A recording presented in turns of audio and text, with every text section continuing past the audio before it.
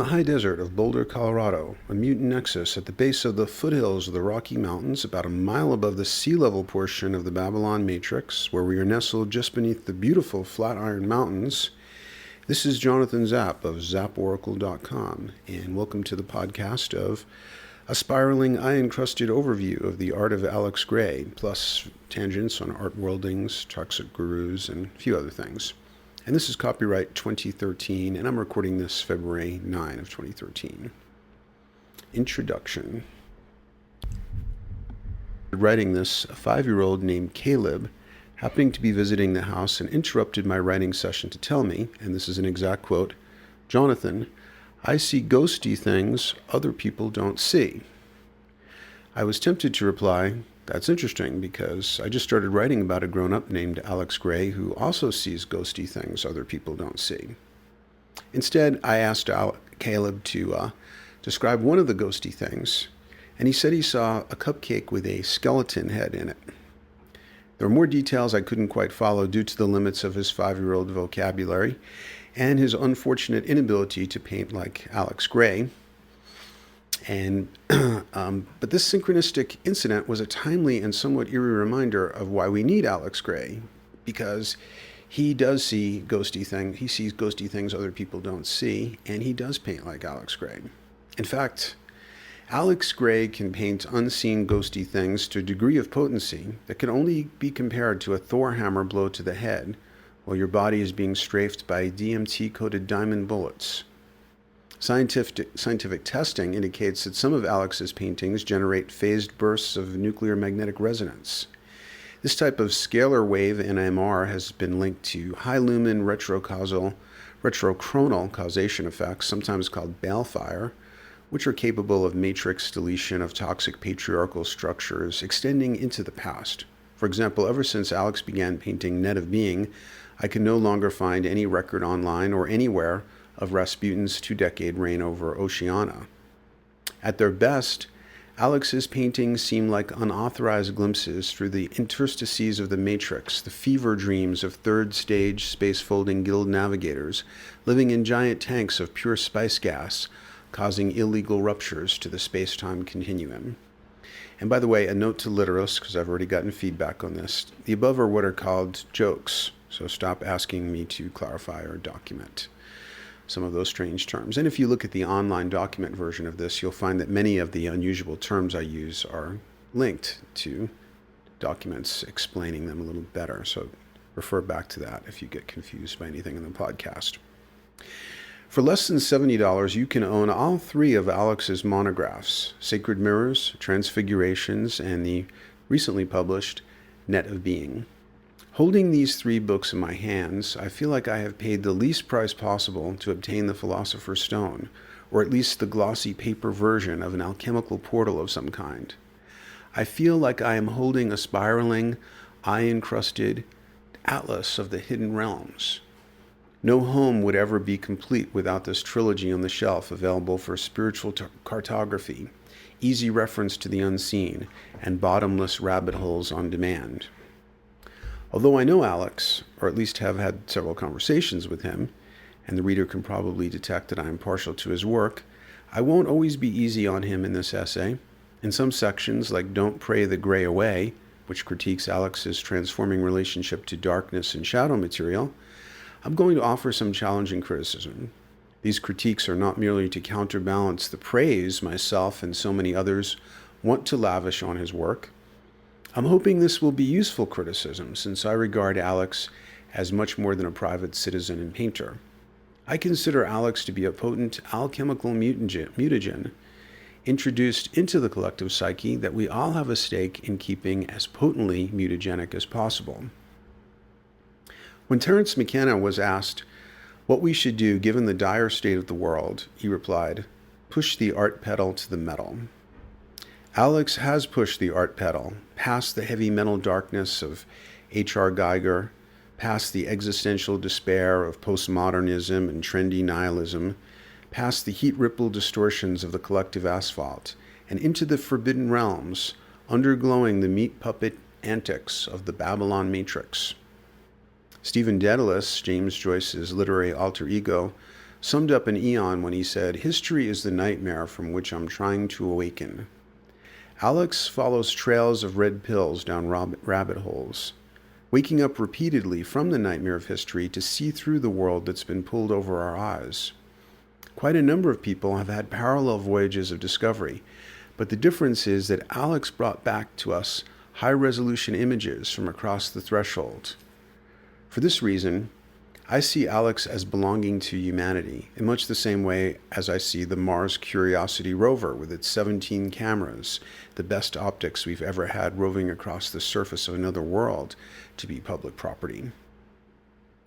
The presumption I make in writing this essay, and a presumption that some may find arrogant, is that in return for the 2 Alex Ray calendars I've purchased, plus up to a dozen of the postcards, perhaps as many as a half a dozen of the much more expensive lenticular postcards, and a couple of his books, I'm entitled to view myself as a majority shareholder in the Alex Gray enterprise, with the right to offer all kinds of evaluations and suggestions about how the enterprise should go forward.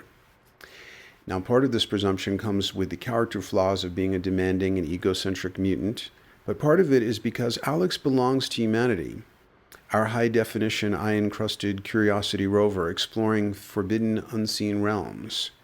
We all have a vested interest in seeing that his high-stakes artistic mission succeeds. Much of Alex's work is intended to be an illustration of classic phases of spiritual transformation.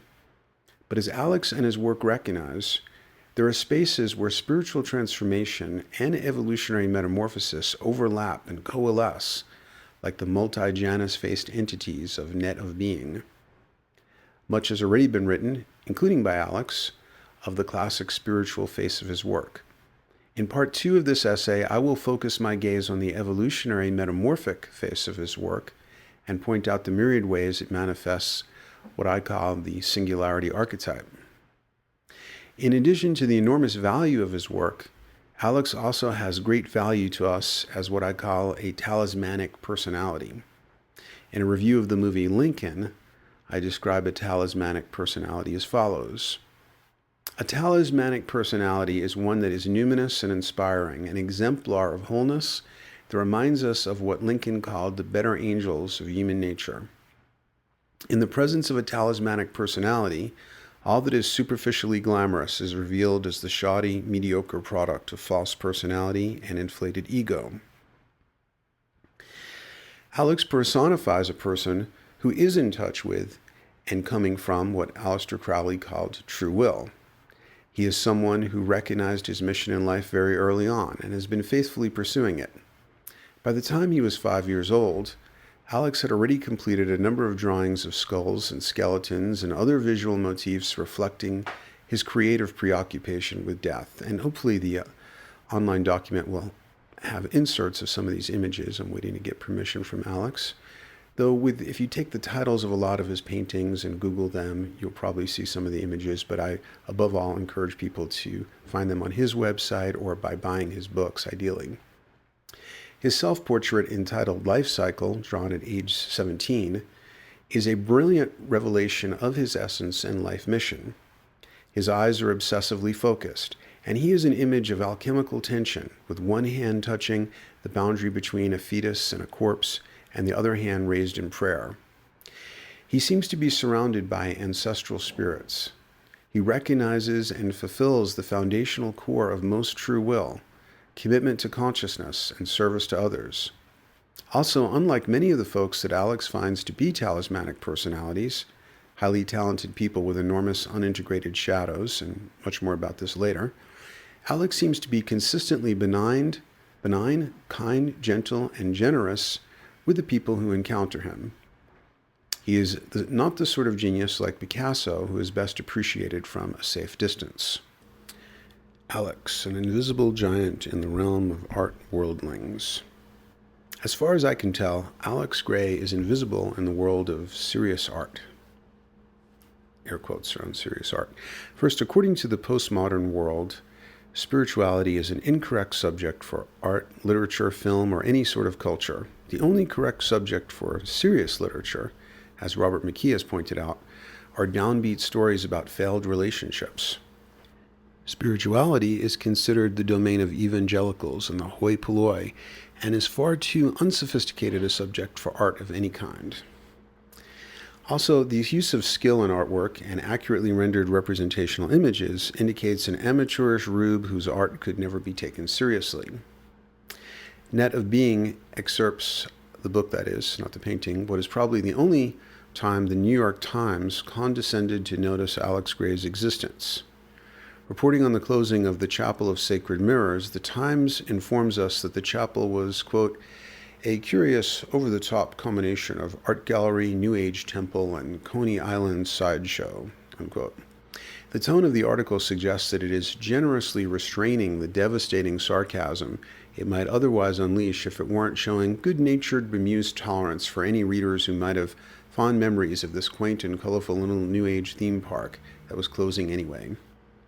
The chapel, the Times continues, was a, quote, theatrical environment designed to transport paying visitors into states of ecstatic reverence for life, love, and universal interconnectedness, unquote. The sophisticated reader is meant to admire the tasteful restraint with which the Times implies that here was a place where suckers actually paid money to see a bunch of New Age cliches. I wonder how many times reviews of exhibits at the Metropolitan Museum of Art specified paying visitors. One of the best assessments of what's wrong with the art world is a superb article by Tom Wolfe entitled The Artist the Art World Couldn't See, about the sculptor Frederick Hart. Hart had a fatal handicap that cast him as a hopeless amateur in the art world. He could sculpt like a Renaissance master. A masterpiece like Ex Nihilo, which had spiritual power and took 11 years of focused skill and inspiration, and would have won the respect of Michelangelo, couldn't possibly be art. If Frederick had created a sculpture that looked like a 50-foot tall rusting coat hanger stuck in the ground, that would be art. But to commit the faux pas of using skill in connection with artwork and, God forbid, spiritual themes meant that he didn't show up as even the faintest blip on the art world's radar. In The Mission of Art, Alex quotes art historian Rosalind Krauss. Now we find it indescribably embarrassing to mention art and spirit in the same sentence. Rosalind Krauss said that. The 2012 film Cloud Atlas is a masterpiece. You can see my review on my site. But it was largely dismissed by critics, many of whom seem to find its inclusion of spiritual themes to be unacceptable.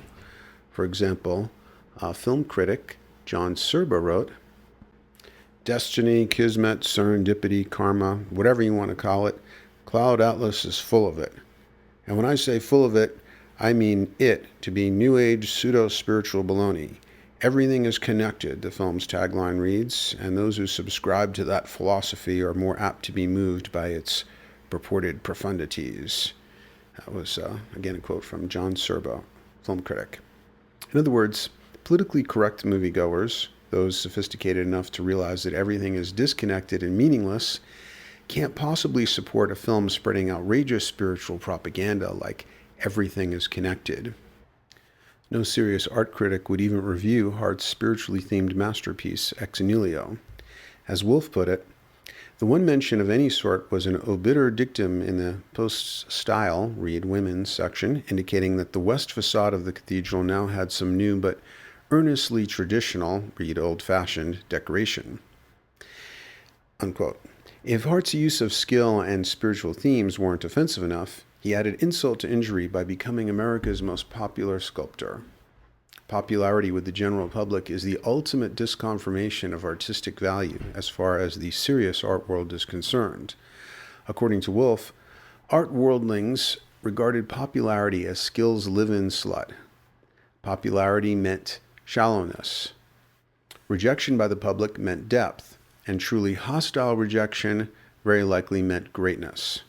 Richard Serra's Tilted Arc, a leaning wall of rusting steel smack in the middle of Federal Plaza in New York, was so loathed by the building's employees that 1,300 of them, including many federal judges, signed a petition calling for its removal. They were angry and determined, and eventually the wall was removed. Serra thereby achieved an eminence of immaculate purity. His work involved absolutely no skill and was despised by everyone outside the art world who saw it. Today, many art worldlings regard him as America's greatest sculptor. And that was again a quote from Tom Wolfe. And I'm grateful to Tom Wolfe for the phrase art worldlings that I've adopted, as well as to him in general for being one of our greatest writers. Long before Ex Nihilo was dismissed by the art world, a Looney Tunes cartoon about a sculpture competition prophetically anticipated the undervaluing of Frederick Hart. Bugs Bunny and Elmer Fudd enter a sculpture contest. Elmer obtains a huge slab of marble and sculpts a general sitting on a rearing horse. Just as he is finishing up, his chisel slips and one of the horse's legs come off. He has less marble now and uses the remainder to make a sculpture of a standing person. Elmer slips again when he is almost finished and has to discard that statue. Finally, he ends up with a sculpture of a mouse that he entitles The Mouse. As he is putting the finishing touches on the mouse, Bugs Bunny casually enters the studio, picks up a jagged hunk of discarded marble, and asks Elmer Fudd if he can have it. Elmer distractedly assents. Bugs Bunny stands the rock up on a pedestal and entitles it Upward Through Time and wins first place in the sculpture contest. My plot synopsis of the cartoon might be off by a detail or two, but you get the idea. In another sphere of high culture, J.R.R. Tolkien and other writers of fantasy literature are similarly disdained by most literary critics for not realizing that a downbeat account of a series of failed relationships is the only subject sophisticated enough to be considered literature.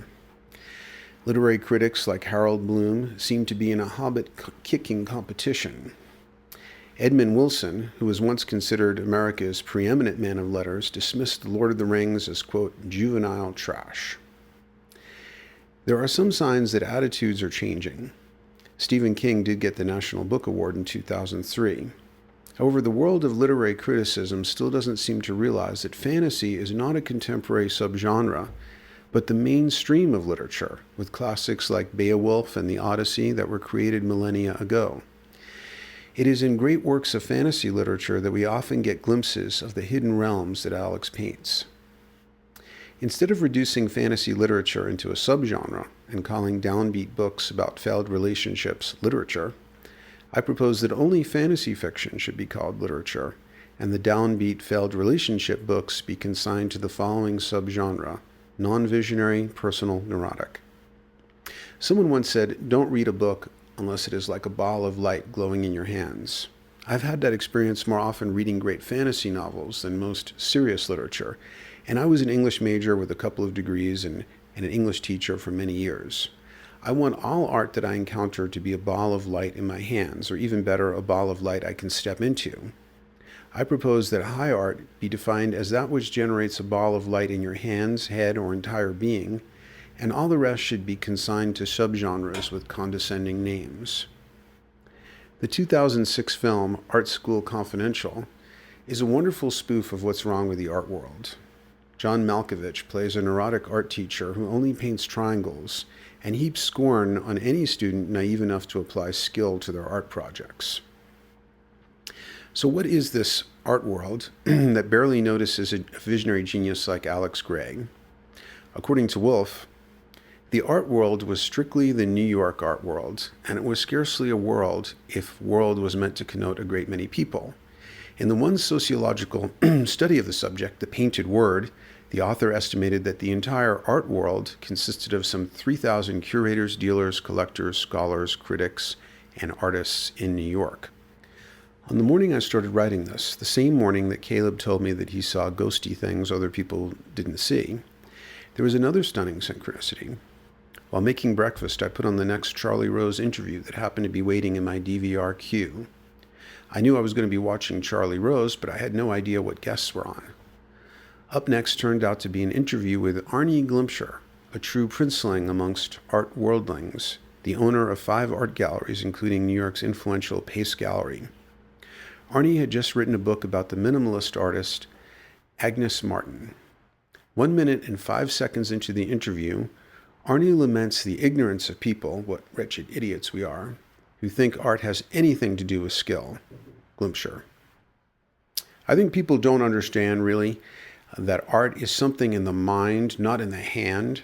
So many people have enormous skill, can make beautiful portraits, can render what they see. So few people can interpret reality. And that was what Arnie Glimcher said on Charlie Rose. Glimcher seems to have done a statistical analysis by proclamation and claims that people with enormous skill are a dime a dozen and much more common than his elite class of reality interpreters. First of all, Arnie, all art, good or dreadful, abstract or representational, interprets reality.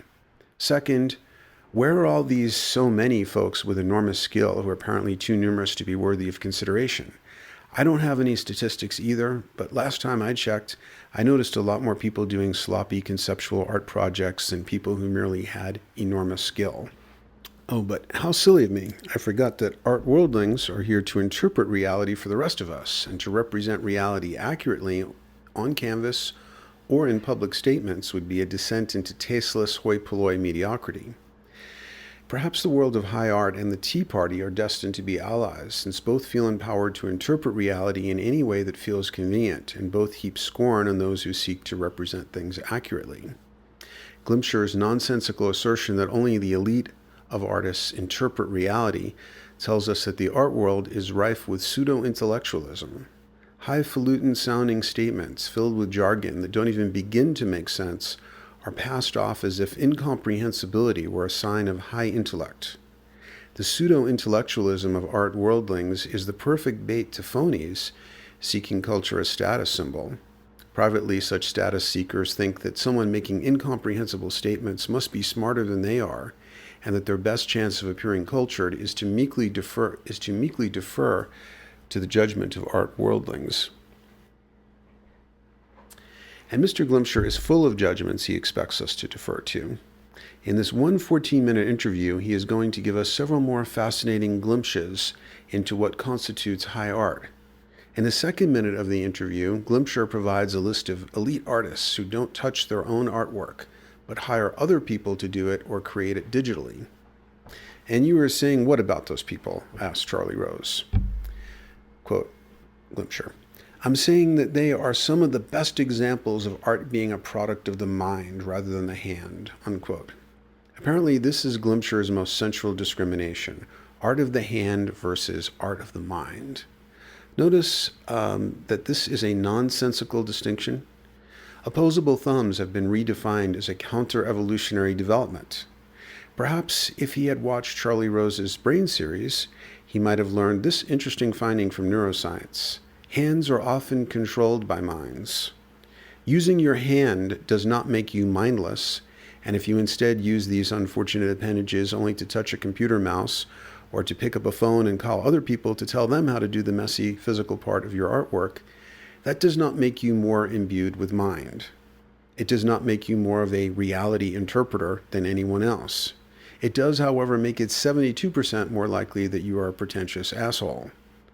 Artists who are handicapped by having hands under intelligent, skillful control are still able to make art imbued by mind. The only thing I get from Glimcher's favorite distinction is a snotty upper-class disdain for manual labor. Like a CEO, you become a member of the art elite by being as removed as possible from physical participation with the finished product. Glimcher further clarifies his disdainfulness for the physical by condescending to recognize architecture as an art, barely, but a handicapped art that could never rise to the level of, for example, one of Agnes Martin's smears on graph paper. Quote, Arnie Glimcher, architects can, make great works of art. Glimcher breaks off mid-syllable, preventing himself from accidentally crediting architects as being capable of great art. He corrects the slip and continues, great works of architecture. I think for the most part, architects are utilitarian artists. Glimcher disdainfully over-enunciates utilitarian in a way that indicates that it is a synonym for mentally retarded. He continues, quote, it's great. It is not the same level for me as painting and sculpture where they are non-utilitarian. They are something that just extends the perception of the mind, unquote. Of course, a utilitarian object like a computer could never extend the perception of the mind. Only things hanging in the Pace Gallery could possibly do that. Rose ignores this dismissal of architecture as one of the janitorial arts and tries to steer the interview back to something that Glimcher does know about. Tell me who Agnes Martin was. Glimcher. Quote, many people call Martin the beginning of minimalism. She's the end of abstract expressionism. Because there is brushwork, there is sensitive application by hand. Minimalism sought to get rid of all possible human marks on a canvas. Glimcher over-enunciates human marks to indicate that it is a synonym for dog shit. Martin sweeps away these unsanitary human marks. Quote, and she eliminates everything from the picture. There is at first no color, no composition. She begins making paintings that are grids that look like graph paper with pencil on canvas. She said to me that she wanted to make a painting that no one else would recognize as a painting, and you know, they responded. Glimcher smiles to indicate that Martin had received the ultimate recognition of creating art that no one recognized as art. This statement generated a flashback to something my dad, Nathan Zapp, warned me about in the Museum of Modern Art when I was about 12 years old. My dad was an expressionist surrealist painter, and you could see a gallery of his paintings called Nocturnal Visions, the paintings of Nathan Zapp. It's hosted on my website. And I grew up going to New York art museums on at least a monthly basis. In fact, the first pictures of my parents dating in the late 1940s were taken in the Museum of Modern Art sculpture gardens. Even as a small child, it was obvious to me that some modern art was visionary and some of it was a hoax. By the way, an art hoax that costs $50,000 or more is called a Glimcher. When I was 12, we walked past an absurdly minimalist painting, and I ventured the opinion that it wasn't even art. My dad rebuked me sharply. Never, ever say something's not art, and never, ever act outraged by art, no matter how bad it is. There is always some chance that the artist is present, and you'll be giving them exactly what they want. They live for the hope that their art will outrage someone, or that someone will say it is not art. Just walk by it looking bored. He was exactly right, of course, and his advice has always stayed with me. There is a great shortage in the art world of people who will act outraged in unskillful art. Such art has been a banal and predictable stereotype for many decades. These are objects of boredom, not outrage. This type of artist is reduced to begging for outrage and disapproval, like Marilyn Manson in the classic Onion article, Marilyn Manson now going door to door trying to shock people. The interview continues, and we finally see some of Martin's work, beginning with a painting that looks like a sun-faded Rothko. Glimcher narrates, this is the beginning of Martin's mature work. It's not mature yet, but she's beginning to limit the amount of content in the painting, unquote. This is another fascinating glimpse into the nature of high art. An artist is mature to the extent that they have reduced or eliminated content from their art. An artist like Alex Grey, whose paintings are filled with mesmerizing content, is therefore an immature artist. That Alex's art is recognizable as art due to his naive inclusion of content shows just how lowbrow it is. That his content is realized by the skillful use of hands lowers it even further. Glimcher is not alone in his contempt for art that has content or that is recognizable as art. Sophisticated art must be nihilistic and expressive of nothing except contempt for the public. In The Mission of Art, Alex quotes the contemporary German painter George Baselis as an example of this sort of trendy and contemptuous nihilism. Quote, the artist is, I wish I could do a German accent. And the artist is not responsible to anyone. His social role is asocial. His only responsibility consists in an attitude to the work he does. There is no communication with any public whatsoever. The artist can ask no question, and he makes no statement. He offers no information, and his work cannot be used, unquote. Next on the screen, we see a painting entitled Pilgrimage, which looks like an unskillfully rendered portrait of a piece of corrugated brown cardboard. Commenting on the blurry cardboard, Glimcher gives us another glimpse into high art perception. Quote, this is a really great painting. The way you have to look at these paintings is by erasing any kind of prejudice about what you think you're seeing and look at the painting and it becomes a mantra, unquote. In other words, to see high art like this, you have to stop believing your lying eyes, check your mind at the door, and instead repeat the mantras of art worldlings like Glimcher while opening your checkbook. It's an amazing glimpse into the double-think, double-talk of an art worldling. Most of the content of Glimpsher's interview has been a recital of his prejudices against architecture or any form of art that has been touched by human hands or that has utility or content. What we think of art is prejudice. What Glimpsher thinks of it is revealed truth. To know art, we must become empty vessels so that the art worldlings like Arnie Glimpsher can fill us up with their contentless notions. Next, we are shown a painting entitled Trumpet that looks like someone has smeared charcoal on a blank accountant's ledger.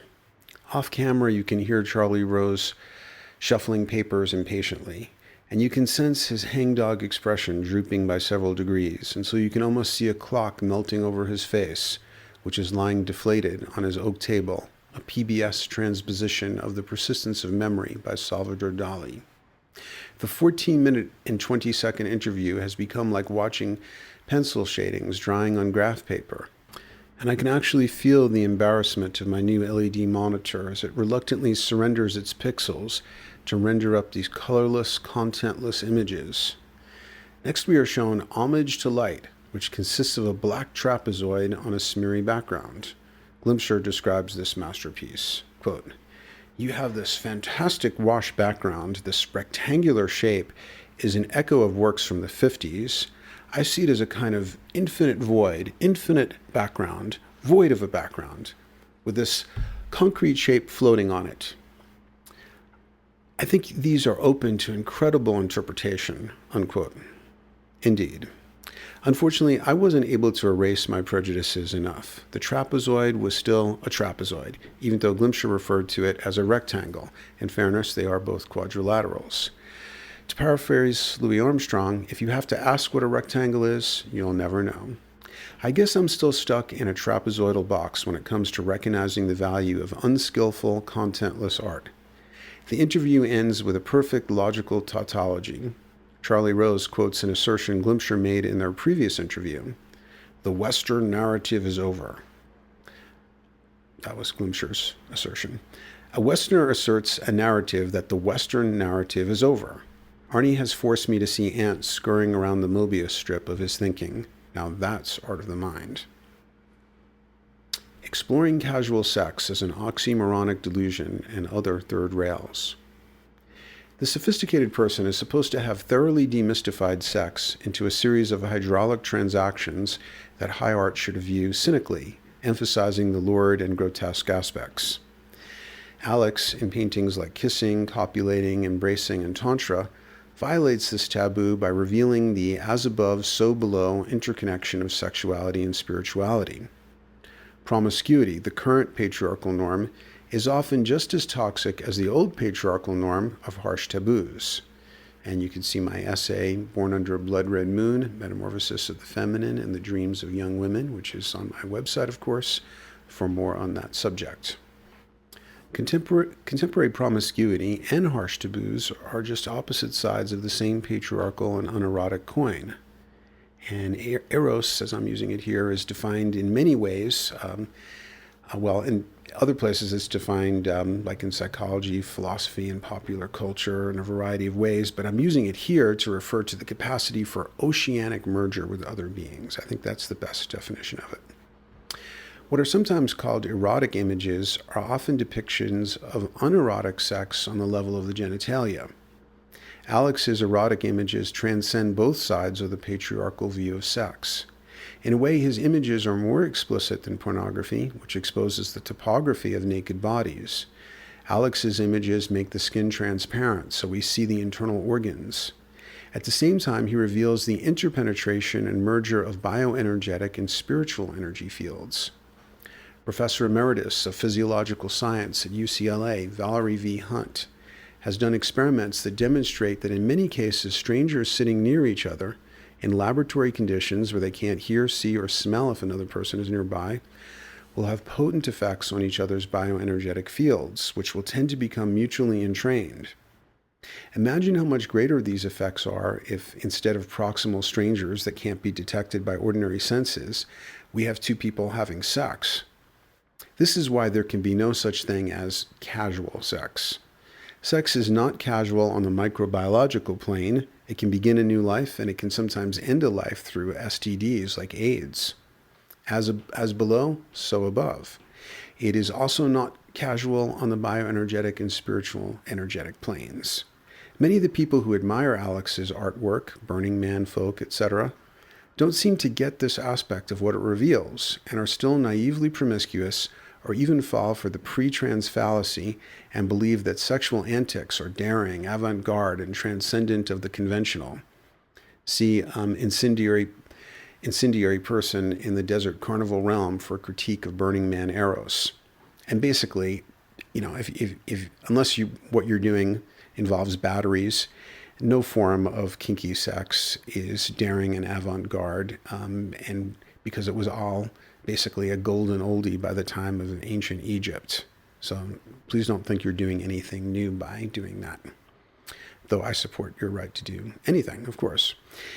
And if you've looked at Alex's paintings and you still believe in casual sex, you're just not really seeing them.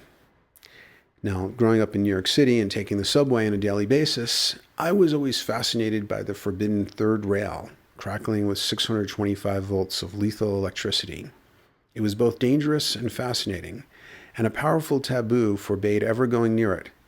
But there was always, and is still, some counterphobic desire to draw near to it, to see what it would be like close up. I feel my hand wanting to reach for it. I can't stop myself. I'm going to touch it right now. Abortion. Alex's artwork has profound implications concerning abortion. Many people who look at it don't see this, just as they don't see its implications for casual sex. Alex's painting Pregnancy and his series of paintings and transfigurations that begin with attraction and continue through penetration, fertilization, and Buddha zygote illustrate phases in the development of embryo and fetus with medical illustrator exactitude. They also address an issue that many would prefer to skirt around. When is a soul associated with the developing human body? In Alex's paintings, the answer seems to be conception. Alex paints soul mandalas even at the moment just before conception. He is illustrating a Buddhist teaching that souls choose to enter the organic world at the moment of conception. Valerie Hunt, on the other hand, based not on science, but on what she claims is a near consensus of intuitives, says that it is after the first trimester. Perhaps there is a necessary degree of tissue complexity, and especially neural complexity, before a body can house a psyche. Here's my position on the subject. I don't know. What I do know is that this is the essential question that needs to be addressed before I can know what to think of abortion. Abortion is not merely a political third rail. It is also an ontological third rail. How and when do psyche and physiology associate? And how and when do they disassociate? And for more on that subject, you could see my document and podcast, The Glorified Body, Metamorphosis of the Body and the Crisis Phase of Human Evolution. And these are all linked up in the document version of this podcasted document. I don't know if the association in Alex's paintings is correct, but his images are powerful reminders to me that I don't know, and that this crucial unanswered question crackles with dangerous electricity. Don't pray the gray away. Alex the Gray versus Alex the White. Darkness, the shadow, in the Jungian sense, and death haunted Alex from the youngest age. As mentioned earlier, Alex was drawing skulls and skeletons by age 5. By age 10, he created two powerful images, Grim Reaper and Graveyard Study, and by the time he was 17, when he created his self-portrait life cycle, his connection to the charged boundary between life and death was self-aware and profound. In life cycle, his hand, already the hand of an accomplished artist, touches the boundary between a fetus and a corpse. In a 1996 interview, Alex traces his awareness of darkness and light back to the crib and his earliest memories. This is Alex speaking. My very first memories are of lying in my crib and seeing textures in my mind. I felt immersed in a pure, blissful, milky white light, an ecstatic, peaceful space. Then I remember a gnarly, snaggle-branched, brownish-black shadow moving into that space from the periphery of my perception, coming in clumps and then taking over. This ugly, swarming texture would engulf and terrify me, obliterating all the light.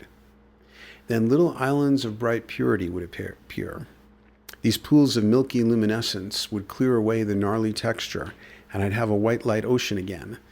The visions of psychic texture were like yin-yang energies, a constant flux of the universal energies of clarity and chaos, peace and panic, light and darkness, hope and despair. My entire life has been conditioned by the oscillation of those opposing abstract fields." Unquote. Alex was born Alex Velzy. At age 20, he changed his name to Gray as a gesture toward his struggle to harmonize the dark and light principles battling within him. And by the way, this is not a sound studio, so if you hear the occasional extraneous noise, it's not a sound effect, but the real world intruding. By keeping Velzy as his middle name, his initials became AVG, the abbreviation of average. Especially in his 20s, Alex became creatively obsessed with death and darkness. He worked in morgues and did art projects with corpses. Much of this dark creativity took the form of performance art that Alex now considers transgressive. All of this is well documented in his book, so I'm not going to rehash his transgressive phase here.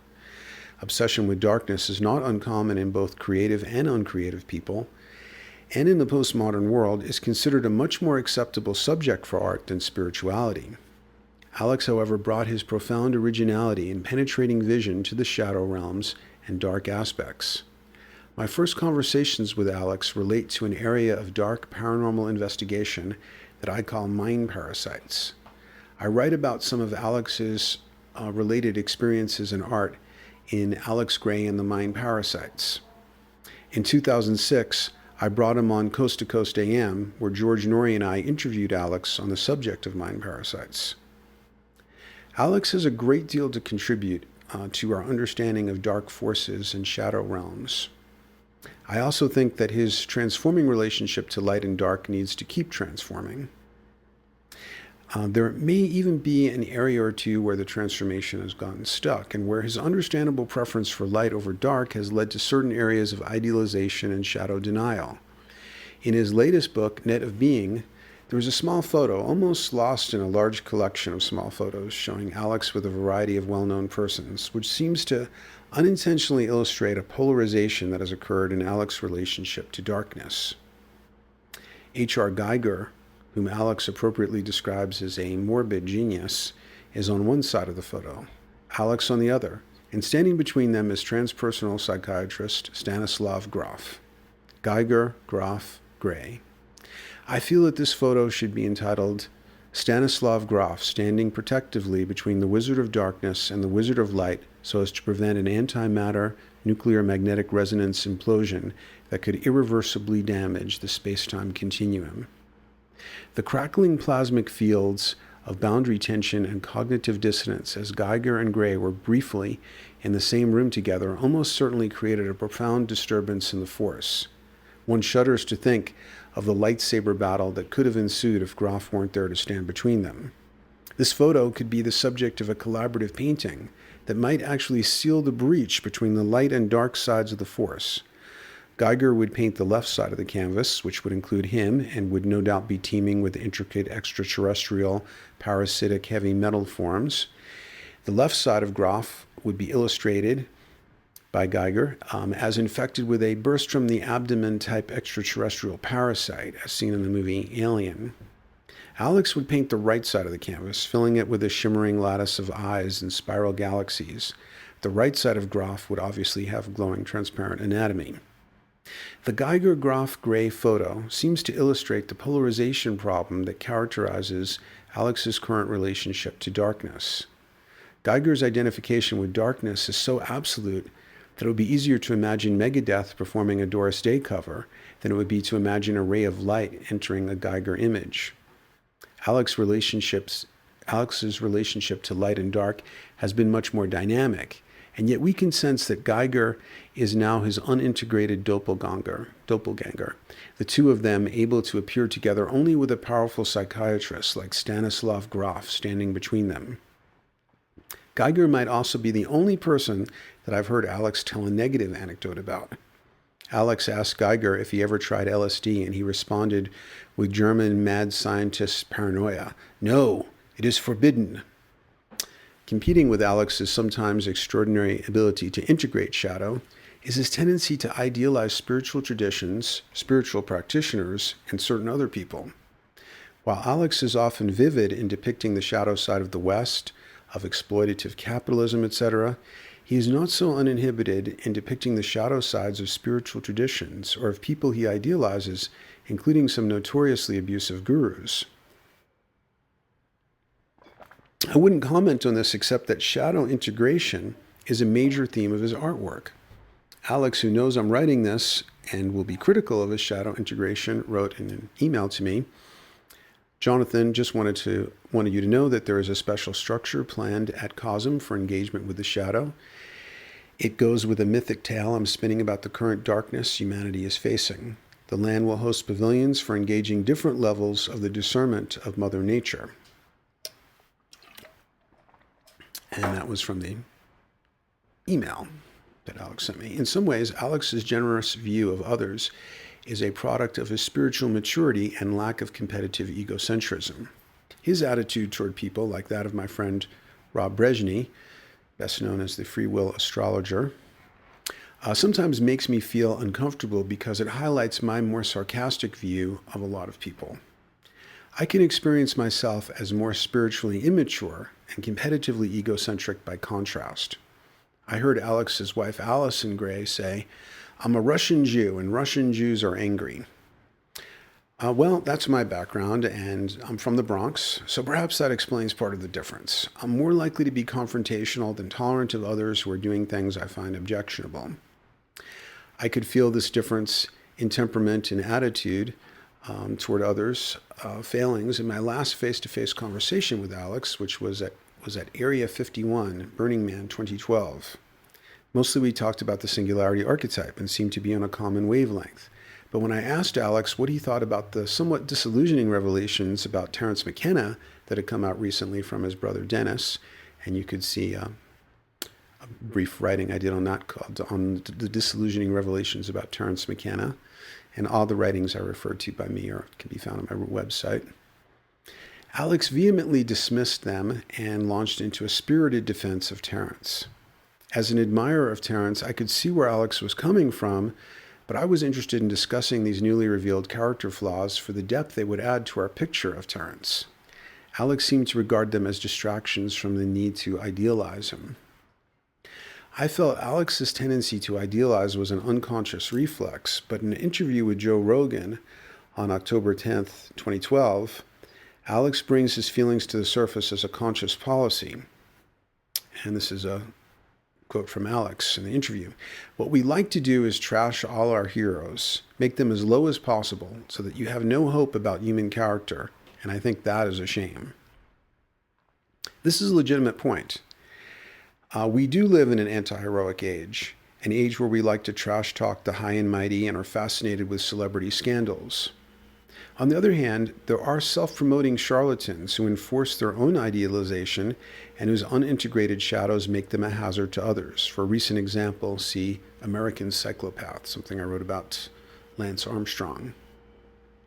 Alex, who is a genuinely talismanic personality and worthy of some idealization, is unfortunately a promoter of certain influential persons who could be hazardous to idealize.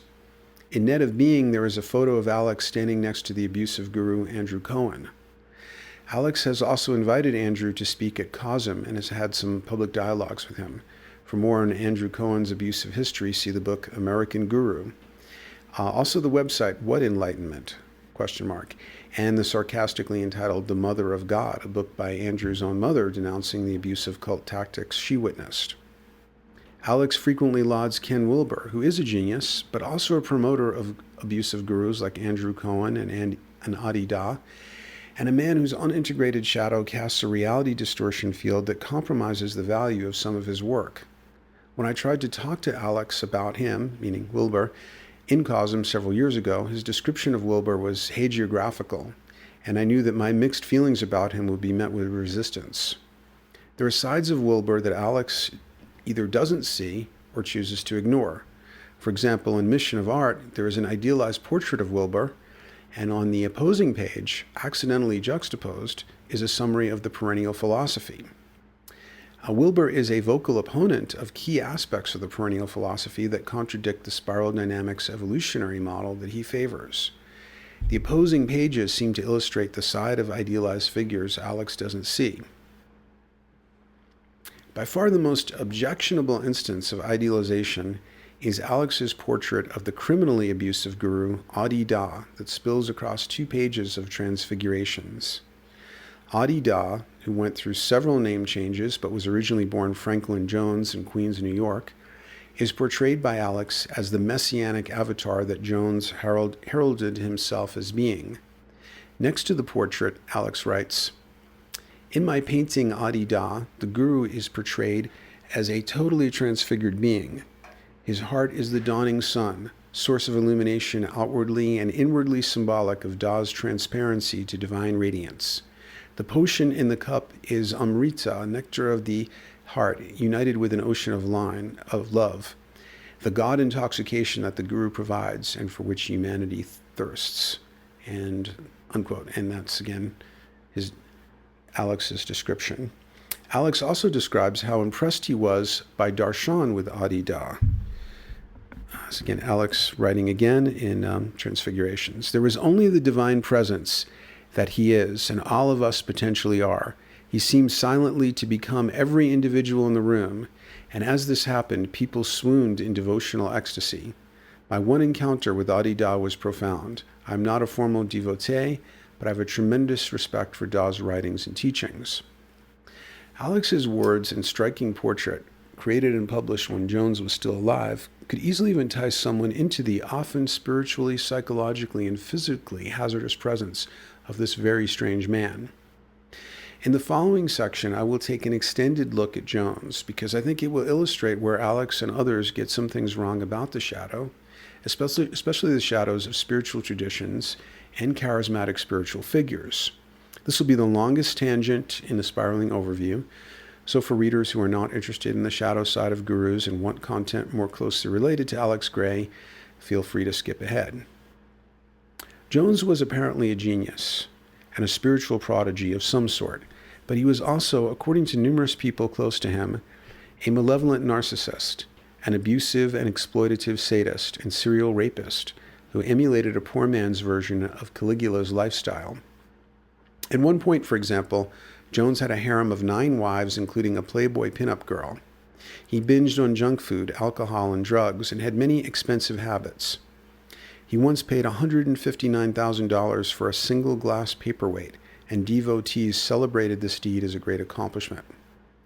Recently, I've been dialoguing with Conrad Gohausen, a brilliantly insightful man who was a member of Jones' inner circle for many years and is working on a book about him. As critical as he is of Jones, Conrad resisted any attempt I made to flatten him into a stereotyped caricature. Jones, according to Gohausen, was a genuinely powerful and spiritual being whose charismatic presence was a force to be reckoned with. Jones' talent for mind control and manipulation may have been honed during his time as a Scientologist. A few notes and disclaimers before we take a deeper look at the shadow side of Jones. The following comes from ex-devotees and members of Jones' inner circle. The testimony is presented mostly in their own words, which I found in the Adi Da Archives site, and in some few cases I've done a little editing for continuity purposes. I have no ability to independently verify all of the episodes they report. I would make any judgments based on the aggregate of this material in case any individual occurrence is misrepresented in any way. I have zero direct experience of Jones, so neither Reality Sandwich, while they're publishing the article version of this, nor I can take responsibility for the veracity of each and every claim. Those who want mainstream press documentation and legal testimony corroborating Jones' history of abuse should check the following summary page, which is linked in the document. And it'll give you exact quotes from court testimony and items in the press. Adi Da stated that devotional worship of him is the sole means of spiritual enlightenment for others. He said that his own spiritual stature was superior to that of Jesus, Buddha, or any of the great spiritual figures from human history. In 1983, he predicted that before he died, all of humanity, whom he called 5 billion slugs, would acknowledge him, and said that if he had not come to Earth, all of humanity would have been destroyed. Jones prophesied repeatedly that the year 2000 was the year he would be recognized by the world. He even went so far as to claim that Christians would recognize him as the second coming of Christ. Jesus was a fifth-stage realizer, Buddha a sixth-stage realizer, and Jones was the first, last, and only seven-stage realizer.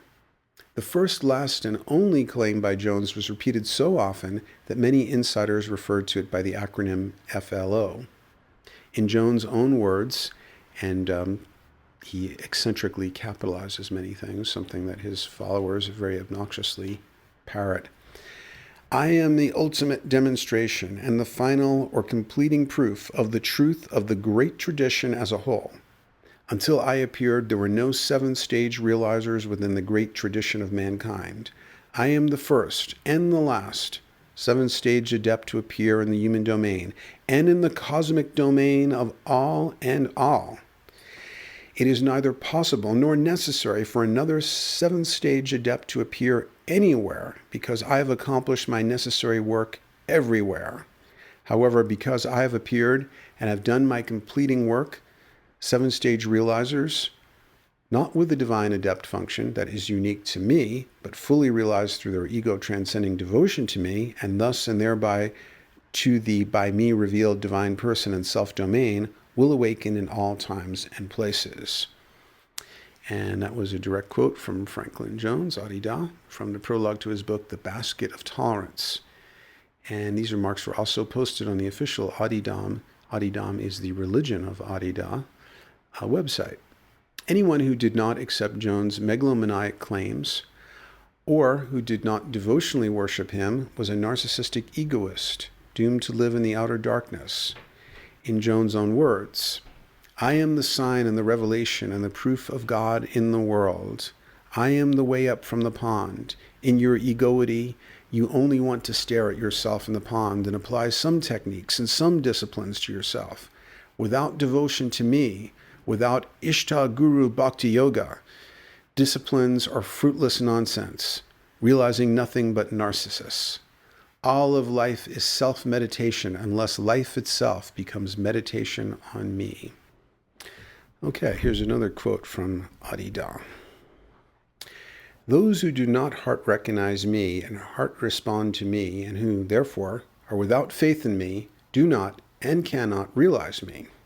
Therefore, by means of their own self-contraction from me, remain ego-bound to the realm of cosmic nature and to the ever-changing round of conditional knowledge and temporary experience, and to the ceaselessly repetitive cycles of birth and search and loss and death. Such faithless beings cannot be distracted by me because they are entirely distracted by themselves. They are like Narcissus, the myth of ego, at his pond. Their merely self-reflecting minds are like a mirror in a dead man's hand. Their tiny hearts are like a boundless desert, where the mirage of separate self is ceaselessly admired, and the true water of my constant presence stands unnoticed in the droughty heap and countless sands of ceaseless thoughts. What an egoless sage this man was. One of Jones' favorite pastimes was sexual theater, that's his term, which was fueled by endless quantities of the sacred tantric substances Jack Daniels and Rush, in other words, poppers, amyl nitrate, which involved grotesque and sadistic humiliations of hundreds of devotees. Jones rationalized his sexual theater this way. This is a direct quote. I know what to do about sex. Most people do not know what to do about sex, so they generally just keep their pants on if they are seriously involved in religious and spiritual life. But I do know what to do about sex, and I know how to serve my devotees in this manner. I am not an ordinary man. What I do is unique. I straighten my devotees out about sex. No lily-white approach to dealing with sex can come even close to straightening anyone out. And in the document version of this website, by the way, of this podcast, you'll see the links where I got these quotes from. Adida gave herpes to a significant number of women, so many that it cannot be claimed to be merely an innocent accident or mistake. One must admit he was reckless and negligent at a minimum. because he knew he had active lesions and was contagious, yet infected women anyway. Beyond mere negligence, however, he was surely sick and deranged as well, because he has claimed that he gave others the disease for their spiritual benefit.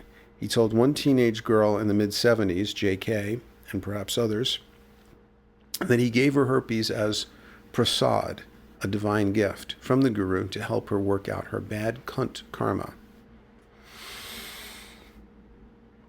Jones consistently humiliated and emasculated other males to maintain his status as the alpha. For example, he would require heterosexual married men to be anally penetrated by other men in front of their wives. He would also have them witness their wives being sodomized by other men.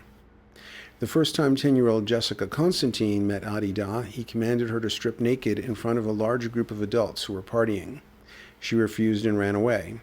Adida told some of his devotees to chase her down, and they brought her back and forced her to strip against her will. And that was reported by Jessica Constantine in a 1985 edition of NBC's Today Show. Many devotees who were sexually abused by Jones were convinced that they had been divinely blessed. For example, Jones apparently burned the back of a female devotee with a cigar while having anal sex with her. Afterwards, the devotee bragged that lightning had come out of the guru's hands and left healing marks on her back. A married woman gushed to another devotee, "I'll never forget the first time I went down on the Lord." According to an ex-devotee, when I was new in Adidam, I asked the teacher of the class I was in, when he was waxing on about crazy wisdom, knowing no bounds, and so on, if there wasn't some limit to what the guru would do. Little did I know when I innocently asked that question. He then told me the story of Franklin turning to a devotee and saying, "Let's go rape a virgin," and going and finding a 16-year-old girl and raping her in front of the other man, then leaving her crying on the floor. Meanwhile, many of Jones' devotees were instructed to be celibate. It was, however, permissible for them to masturbate in solitude while sitting or lying before a photograph of Jones. Does Jones sound a bit vampiric? At one point, this was all but literal. Adida's extravagant spending habits kept his community in a difficult financial condition for many years. At one time, in order to help mitigate the financial problems, he required all followers to be corralled like cattle into a San Francisco Skid Row blood plasma donation center to donate twice a week. The money went directly from the center into the organization's operating budget, i.e. into Adida's pocket, by way of paying for his and his wife's living expenses, travel, gifts, and extravagances, etc. Many of the people should not have been donating plasma twice per week for so long and had trouble passing the test given by the blood center because they were getting depleted and sick or experiencing dizziness, etc. However, they were given large doses of iron and other vitamins so they could continue to pass the physical and chemical tests so that they can continue to donate plasma and keep the money coming in. And this was reported in the Mill Valley Record on April 3rd, 1985. Jones, who was a notorious binger on junk food and rich luxury foods, claimed his bulging belly, displayed in so many photographs, extends grotesquely due to the huge amount of, quote, life force, unquote, being conducted through his, quote, vital center, unquote, in the stomach. And that was reported in the Mill Valley Record same day, and also attested to in numerous articles and also by a variety of other people from his inner circle. Many of Jones' devotees followed the process of idealization into full-blown idolatry. Carolyn Lee, author of the sycophantic The Promised God-Man is Here, described Jones' appearance in exalted terms, and she also, in her writing, parrots his eccentric and obnoxious capitalization scheme. When you receive beloved's communication, you will feel his extraordinary state of body. His darshan is an overwhelming revelation. His body, and especially his divine face, is plastic as he speaks, shaping and reshaping like a flow of water. His head appears more spherical than ever. His divine human form is beyond human. His infinite divinity has assumed his avataric form in ways that are simply inconceivable. The very sight of him, bodily, grants us an immediate vision of a reality other than this gross domain. But He is the one to whom we can only bow down in adoration and worship. Such a sight as he is has never before been granted to humankind or to any beings at all. Another devotee, Malcolm Burke, described Adi Da's demeanor this way. After a time, his eyes like laser beams of fire, he looked out at all devotees in the room and beyond and began to speak. There are no words to describe the sound of our beloved's voice. He speaks now from his room, the center of the cosmic mandala. So deep there is no doubt that the entire cosmos is conforming to his divinely husbanding power, and yet so vulnerable and human, there is no doubt he is the embodiment of compassion and love. Unquote. One devotee spoke of the need for those who serve Jones directly to become, quote, professional, unquote, a term that Jones himself used. And by professional, Jones apparently meant meekly and courteously submissive to his sexual demands. And so this is the devotee speaking. Quote, he has indicated that professional in his terms means samraj, or spiritual absorption in him and sensitivity to him, so that there are no Oedipal limits in devotees who are caring for his body. This is extremely important because our beloved is so profoundly involved in his spiritual work now that it is difficult for him to even remain associated with the waking state. Thus, the way that he is served must draw him very sensitively and pleasurably into association with the body. Only this quality of devotional service can soothe the unspeakable ordeal of his world work that he engages tirelessly in divinely loving service to all beings, unquote.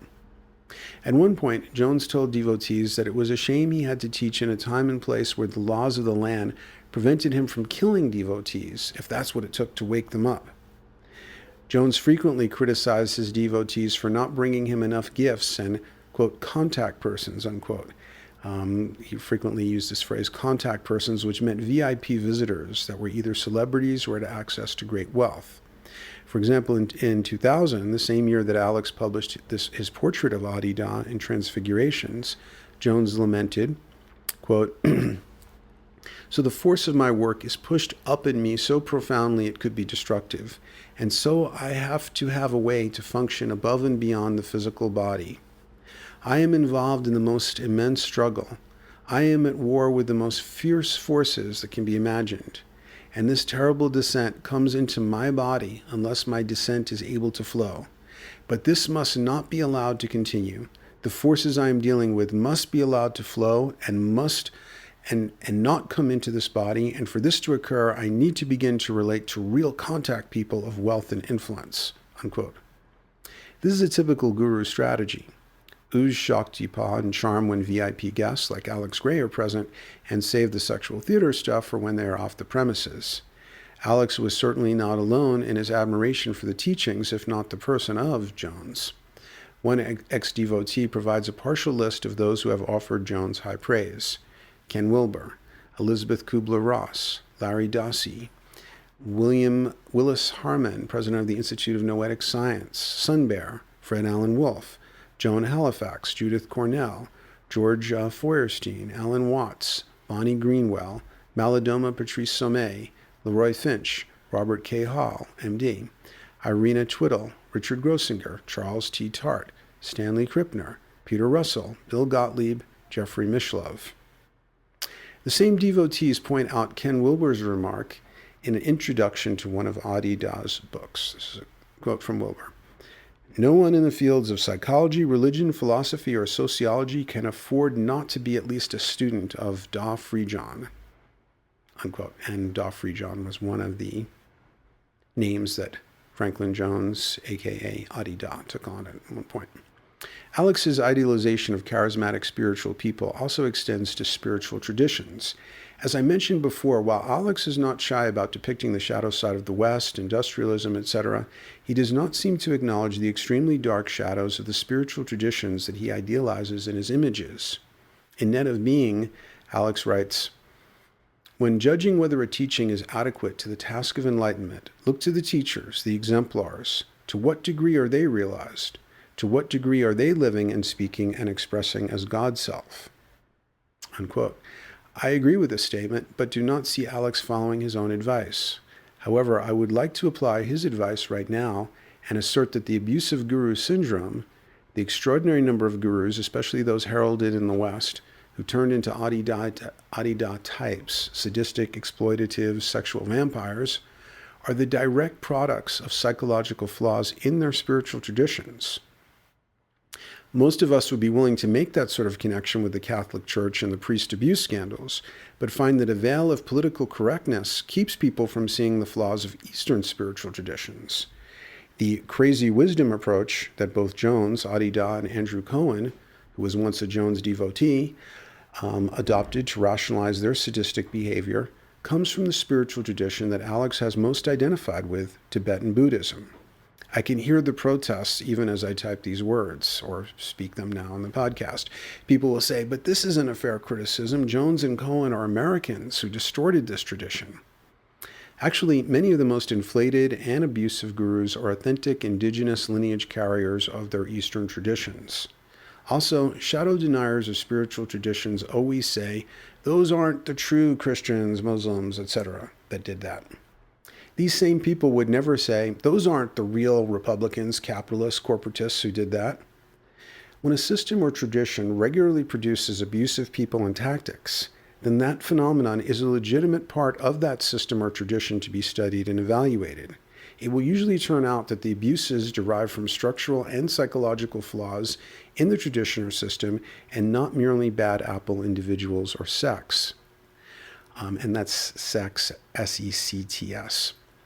One of the few people with the courage and depth to look into the shadow side of his own tradition was Carl Jung, son of a Protestant minister. Jung remained a Gnostic Christian, but he also had the honesty to ask himself, why has so much blood been spilled in the name of Christianity? He found that the flaw was in the religion itself, and he wrote about that in his book, Aeon.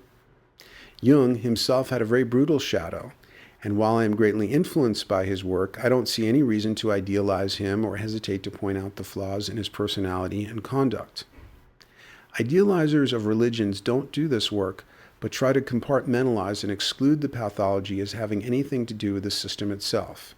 For example, America's Roman Catholic bishops commissioned a 5-year study to provide a definitive answer to what caused the plague of sexual abuse by priests. According to the New York Times, the study, initiated in 2006, was conducted by a team of researchers at the John Jay College of Criminal Justice in New York City at a cost of $1.8 million. About half was provided by the bishops, with additional money contributed by Catholic organizations and foundations. The National Institute of Justice, the research agency of the United States Department of Justice, supplied about $280,000. According to the study, the problem of priests raping children did not derive from the culture or structure of the Catholic Church, its beliefs or practices. Instead, the blame was outsourced to popular secular culture. In what's been called the blame Woodstock explanation, the study asserted that the problem was caused by the sexual revolution. Similarly, people who've never studied the Quran and who typically have no understanding of the principle of abrogation in Islam will say, Islam is a religion of peace. These extremists distort the religion and have nothing to do with real Islam. And you could just Google abrogation Islam for more on that, or free online. You could see the documentary Islam, What the West Needs to Know. There are some flawed characters in the documentary, but the information it presents seems pretty accurate. Anyway, at Cosm several years ago, I met Dawood Kringle, a Sufi Islamic imam and friend of Alex's, who's frequently called upon during public events at Cosm to read poetry, play music, and pronounce words of Sufi wisdom. I found him very personable and charismatic, and we had some conversations at Cosm. At the time, I was also helping a nonprofit, the Women's Assistance Fund, that aided women who are the victims of Islamic fundamentalism. During the course of my work for that organization, I had to encounter a mountain of horrific evidence of the dark side of Islam. I felt that Dawood, with his mystical Sufi background, would be the ideal person to reality check what I was reading in the Quran and Hadiths, etc. We conducted a lengthy dialogue by email that has been published online with Dawood's consent since 2006.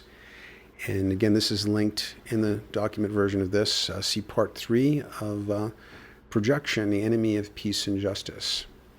I think if Alex read the dialogue, he'd be shocked to find out what Dawood thinks about women and gays, which emerges in the dialogue linked in the document. What can happen when we meet a charismatic person with a spiritual aura is a particularly dangerous variant of the halo effect. If someone seems spiritual, is revealed by others, is said to be an elder or a lineage carrier or whatever, we may assume all sorts of things about them. We idealize them, in other words, and that can be extremely dangerous. For more on the halo effect and other dangerous delusions, read Seeing Blind Spots. So when Alex paints a reverential portrait of Adi Da, he's using his genius to put a halo effect, and even actual halos, around someone who also needs to have a skull and crossbones emblazoned on their forehead as a warning to others. Someone looking at this portrait of Adi Da in 2000, and the words Alex added, might easily think, Alex is the real deal. He's a visionary genius, and I've seen him in public and see how kind and compassionate he is. Someone who he depicts in this way must be godlike. Maybe I should put myself at the feet of this amazing guru. This is an example of how idealization could, hypothetically at least, create suffering. Oddly enough, Alex provided a relevant warning about projection, the halo effect, and gurus in his 1998 book, The Mission of Art. The teacher is an outward symbol of one's own highest nature. In a cult situation, people project their own spiritual authority onto their, in quotes, infallible guru, unquote, and within his quote, and then become morally blind by justifying the guru's outrageous behavior, or they become disillusioned if the guru doesn't live up to their projections. And again, that was Alex writing in The Mission of Art. Some people in the West tend to be so awed by Buddhism, especially since it is non-Western and comes from exotic non-white cultures, that they think it is beyond reproach. The halo effect extends across a vast tradition, but Buddhism is an amalgam of many different practices and beliefs of varying quality. It also has psychological flaws in its typical structure and a series of anti-feminine biases.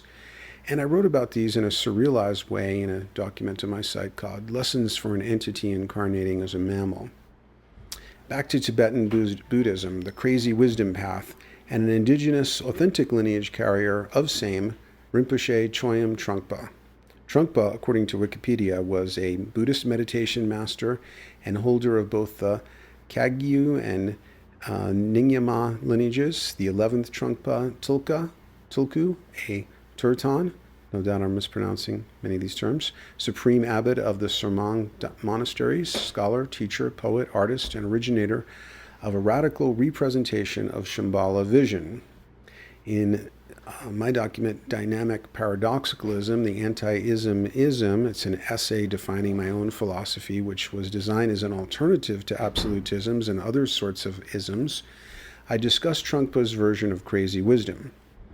Spiritual genius and abusive guru Choyam Trungpa is a classic example of sophisticated rationalization.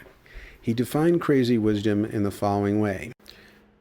Quote, this is from Choyam Trungpa. But this craziness is not so neurotic. It's just basic craziness, which is fearlessness and not giving up anything. Not giving up anything is the basic point. At the same time, you're willing to work with what is there on the basis of its primordial, wakeful quality. So that is the definition of crazy wisdom, which is sometimes known as wisdom gone wild. Unquote. Huh? Another explanation is that the Buddhist and Hindu emphasis on vertical transcendence may often mean a neglect of the horizontal plane of development, such as integration of the shadow, which can then rule the personality as an autonomous complex, as an unintegrated autonomous complex. Trungpa's crazy wisdom path involves sexual abuse of students and drinking himself to death at the age of 48. His chosen successor spread AIDS to some of his young disciples, which resulted in at least one fatality. Trungpa selected Boulder, Colorado, as the place to set up a college, Naropa, as well as the Shambhala Center. And when I came to Boulder in 1995, and of course I still live in Boulder, as you heard from the intro, I befriended a member of Trungpa's inner circle. Bill was a brilliant and charismatic man who continued to idealize Trungpa even as he related horrific stories about what went on behind the scenes. Bill's emulation of Trungpa was pervasive. He had been one of Trungpa's favorite drinking companions and sadly, like his master, was drinking himself to death. Author Sam Keen had this to say about the proliferation of wisdom teachers. One of the things I frankly don't like about your magazine, What is Enlightenment, by the way, which was rebranded as Enlighten Next, and both of these were published by Andrew Cohen, and they are now defunct. Continuing with the Sam Keen quote now, one of the things I frankly don't like about your magazine is the holding up of these people who are supposedly in the absolute and totally liberated. I don't know whether you remember, but for many years I was the person at Psychology Today who interviewed all these gurus. And so I've had a good bit of experience with a fair number of them, Chogyam Trungpa, Oscar Akazo, Muktananda, and others. And if these are all examples of people who are totally liberated, I say give me slavery, because they were people with enormous illusions and were cultivating enormous illusions in their followers. By and large, almost all of them were totally unclear about three important things: sex, money, and power. And they could play like they were liberated as long as they had a whole cult of disciples who did everything for them except wipe their asses, and probably that too. And most of them were on enormous power trips. So I think the idea of total liberation is an idea that is more crippling than helpful. As I stated, that's unquote Sam Keen. As I stated above, Eastern traditions that emphasize vertical spiritual transcendence have a huge psychological flaw. They tend to neglect the horizontal plane of development, such as integration of the shadow, which can then rule the personality as an unintegrated autonomous complex. I'm using the word tend because, like all traditions, there are endless variations of the tradition that can range from the sublime to the ridiculous and dangerous. Eastern traditions often tend to denigrate the human plane of existence as Maya, samsara, etc., and this may be part of an anti-feminine bias. Taoism, however, is the most feminine of all major religions, also the least abusive. Followers of these traditions often fail to recognize something that should be obvious at this point.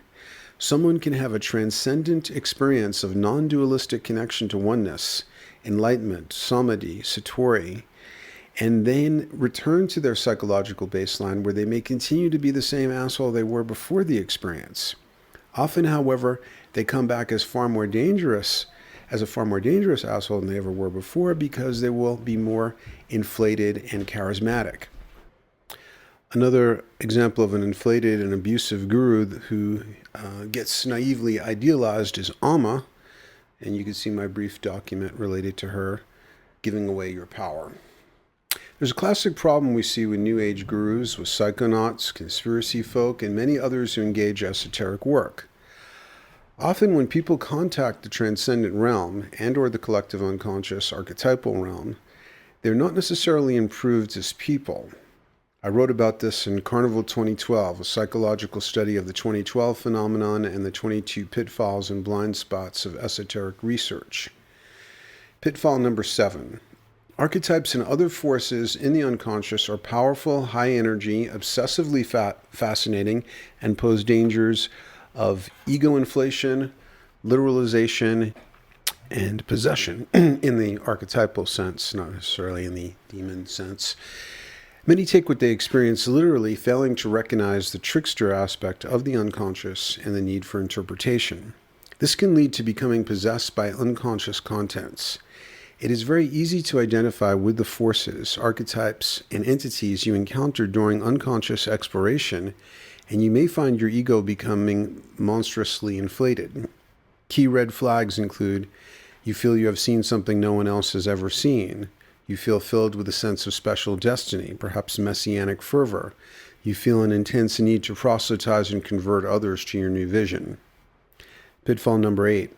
If your esoteric research, discoveries, etc., cause you to think that you are entitled to certain sexual privileges, that you're imbued with some special powers, such that sex with you is an evolutionary catalyst or spiritual initiation, stop. Get help. You're becoming an evil asshole. Some have suggested that the era of the sexually abusive guru might be coming to an end because of the internet. Anyone can get online and find out about their abuses. I'm not so sanguine. Some people are magnetically attracted to darkness. Some psychoanalysts I knew in the 80s told me that at the height of AIDS, their gay male patients reported being hit on by supposedly straight men much more than they had ever experienced before. I interpret this as an aspect of the mysterious connection between sex and thanatos, roughly a death drive. And some people just want someone to dominate and deceive them, and sometimes even to lure them into death. Pitfall number 9. Sex, money, and power tend to flow together. Many of the most revealed, exalted gurus, prophets, religious leaders, and spiritual teachers have been horrible sex, money, and power abusers. Tolerating that in yourself or someone else means you have crossed over to the dark side. Note, the abuser would be actively on the dark side, while the victims are less blameworthy but have crossed over to the dark side in the sense that they are now eclipsed by a dark force that is ruling over them. Their degree of responsibility for the situation would be governed by the degree that they had and were able to exercise free will to avoid the situation. For example, some of those abused in cult situations are children whose parents chose to join. Now that we've taken an extended tour of Shadowland, let's move in a constructive direction and conclude the shadow section by looking at how we can healthfully work with shadow material intrapsychically, interpersonally, and artistically. And of course, it'll be a brief review of those things since those are vast subjects. In Carnival 2012 and elsewhere, I've talked about my ongoing work to integrate my own shadow. Many of the pitfalls of esoteric research I learned about by falling into them. In the discussion of pitfall number 7, which warns about the dangers of being possessed by archetypes and inflated by them, I acknowledge, this is from something I wrote in Carnival 2012, this gets a bit tricky because some of those red flags could be up and you could still be onto something valuable. To be honest, I've been aware of some of those red flags in myself since the 70s. I am also well aware that I'm a narcissistic personality type, the ruling personality type of this age, though I've never had narcissistic personality disorder, a much more serious condition. Very gradually, I've made progress realizing how my narcissism and self-importance work, how they distort many things, and how to compensate for them so that I'm not constantly acting them out in destructive ways. The self-monitoring and efforts at compensation for my narcissism are an imperfect moment-by-moment struggle. Typically, I am self-monitoring the words I write and that come out of my mouth, scanning them for the 1,000 flavors and faces of my narcissism. When I sense my self-importance heating up, I try to rein myself in.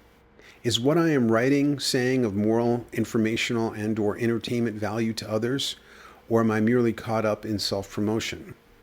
The price of freedom from unconscious possession is eternal vigilance. And that's an unquote from Carnival 2012. I also realized that there were certain hidden valuable aspects in some forms of narcissism, and you can see my document to narcissism from more on its hidden evolutionary side. To integrate the shadow, we need to embrace it and work with it. I'm not expecting my narcissism to disappear, but I have made progress in becoming more aware of it so I can compensate for it rather than just acting it out. The perceptive reader of this spiraling overview will no doubt be able to find ample evidence of my shadow, arrogance, narcissism, egocentrism, etc. in the text, and are free to judge how well I've compensated for those attributes. And for more on integrating the shadow, you can see some of the documents on my website, like Integrating Shadow. And for more on reclaiming idealizing projections, you can see my document, Casting Precious into the Cracks of Doom, Androgyny, Alchemy, Evolution, and the One Ring, which is linked up right on the main page. Dealing with the shadow interpersonally is another vast topic, but in this context, we'll focus on how to relate to those who are brilliant, as Franklin Jones Adidas certainly was, but who also cast dark shadows. As Jung once said, the brighter the light, the darker the shadow. He also said, the larger the man, the larger the shadow. Probably 6'5" Jung was hoping people would apply these aphorisms to him, since he was both brilliant and brutal. Relating to talented people with very dark shadows is a topic that came up in a recent email exchange with my friend Rob Brezhny, who, like Alex, tends to take a much more charitable view of many people than I do. Rob wrote, "The key for me is how sizable is each person's asshole quotient? Is their influence on the world and their presence in the noosphere More than 40% asshole and 60% other stuff? If so, then I will probably not have much to do with them. But if their proportion is more like 15% asshole and 60% pretty good stuff and 25% other stuff, then I'll be more receptive. And then the following is part of my response to Rob in the form of an email. The following factors will allow me to tolerate a talented person with a very high asshole quotient. Number 1, they're dead. Any abuse of others is in the past. 2, their work has unique intrinsic genius and is too valuable to throw out with the toxic bathwater and spoiled baby parts of them. 3, their shadow is well known enough for anyone who wants to find out that it doesn't need further outing. Even so, when I talk about Jung, whose work I revere and follow, I often point out that he was personally brutal. I can quote Aleister Crowley without outing his dark side, since that's often the only part people know about him. 4, compartmentalization. If their teachings or work of genius are unrelated to character, psychology, spiritual development, personal conduct, etc., it's easy to compartmentalize. For example, a physicist would be unlikely to say, I like the theory of relativity, and the experimental evidence for it is overwhelming, but given Einstein's near abandonment of his first wife, I'm never going to be able to accept it. On the other hand, if someone like Adi Da proposes a path to enlightenment if you follow him, but then you find out that his approach led him to become a monstrous lecher, and those who followed him to become cult victims, then there is a need for some shadow reverse engineering to see where he went wrong and if there's any healthy tissue left in his work that can be compartmentalized from his metastasizing personality. What lowers the past factor is an aspect we might call asshole marbling, which is analogous to meat that is so marbled with fat that it'll be impossible to trim it. Of course, as a vegetarian, it might not be the best analogy for me to use, but you get the idea. I've gotten some good things out of reading Ken Wilber, but the marbling with his grandiosity and unreliability is exasperating, and I don't have time to double-check every assertion. A labyrinth of intricate ideas caught in a personality distortion field wants me to enter. It might give me a theory and history of everything, or it might leave me with a Ken Wilber headache and the sense of his giant ego pounding in my head. At some point I may read some more Wilber, but the combination of voice of authority, brilliance, erudition and pseudo-erudition, and his overarching grandiosity and need to be the one who categorizes everyone else, leaves me with a feeling of compromised content and a particularly labor-intensive and irritating form of marbling to process. It feels like someone has put a Vulcan and a clown into a high-speed blender. I want to drink just the Vulcan part, but it would take a team of PhDs in a basement full of centrifuges running for 60 years to make the distillation. And quick note, people much better educated than myself have already extensively criticized the flaws in Wilber's philosophy. And there's a recent book called Bald Ambition, and if you go to Integral World, there's a whole index of this vast body of Wilber criticism. With Jung, I don't find his personality flaws to compromise his writings very much, so it's easy to compartmentalize. His brutality shows up in the writings mostly as an irritated wizard tone, like Gandalf talking to Pippin after a moment of appalling halfling carelessness. And I find that kind of tone quite appealing from Jung. A slightly brutal wizard confiding essential secrets through posthumous writings is quite tolerable for me, but a slightly brutal, unconscious asshole standing in front of me is not. Although I've given some criticisms of Alex's relationship to shadow material, I see him as having great power to reveal shadow realms. In Alex Gray and the Mind Parasites, again, available on the site, I discuss 3 of his paintings: Demons and Deities Drinking from the Milky Pool, Self-Hatred and Darkness, and Despair, that aren't merely manifestations of darkness. We've already got mountains of art, film, music, etc. doing that, but illustrations that penetrate darkness with illuminating vision.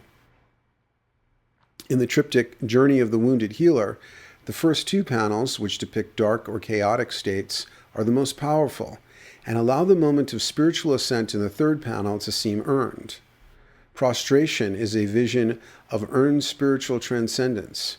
The power and depth of the image is greatly enhanced by the shadowy realm of demons below the prostrate figure.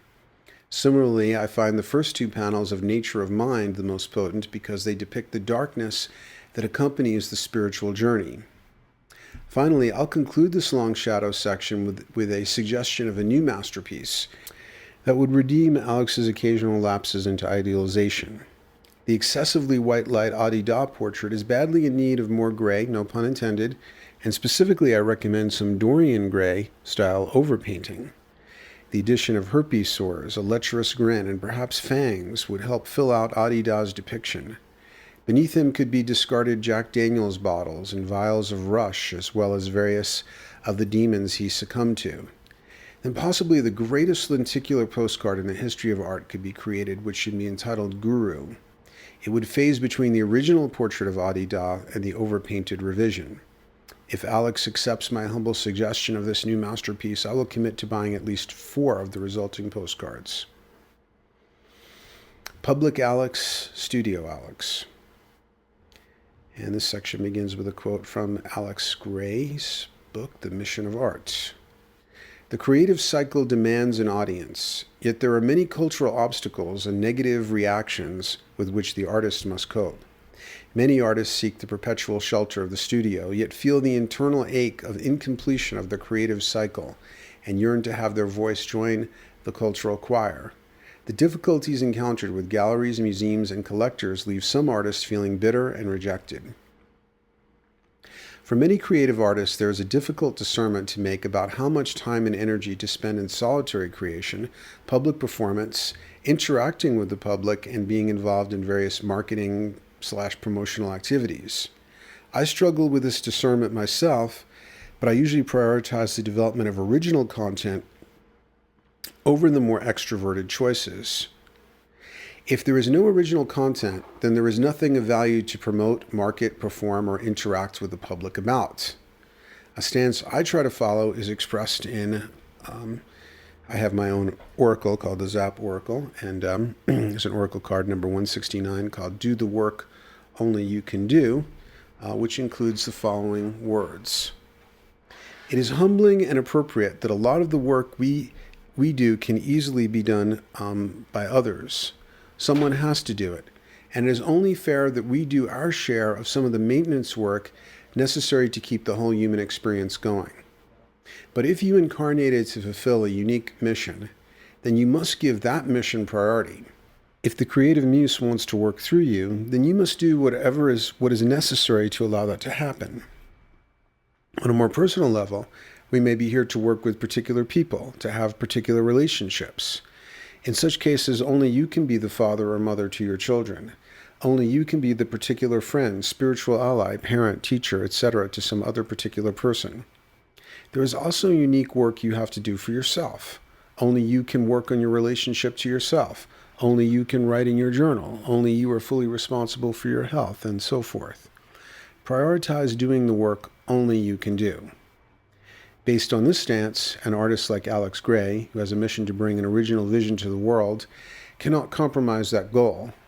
If he neglected being a father to his daughter or taking care of his health, those would be mission failures too, because those are also works that only he can do. And so sometimes, of course, there's compromise between different of the works that only you can do. Only Alex can interact with the public as a direct personification of his art mission. However, even amongst the works that only you can do, there is a hierarchy of value and priority. It is more important for Alex to create the art that only he can do than for him to be the public personification of it, since the former is prerequisite to the latter. More extrinsic work, such as building maintenance and keeping the books at Cosm, are not work that only Alex can do. And if he's able to outsource those jobs, which he probably does, he should.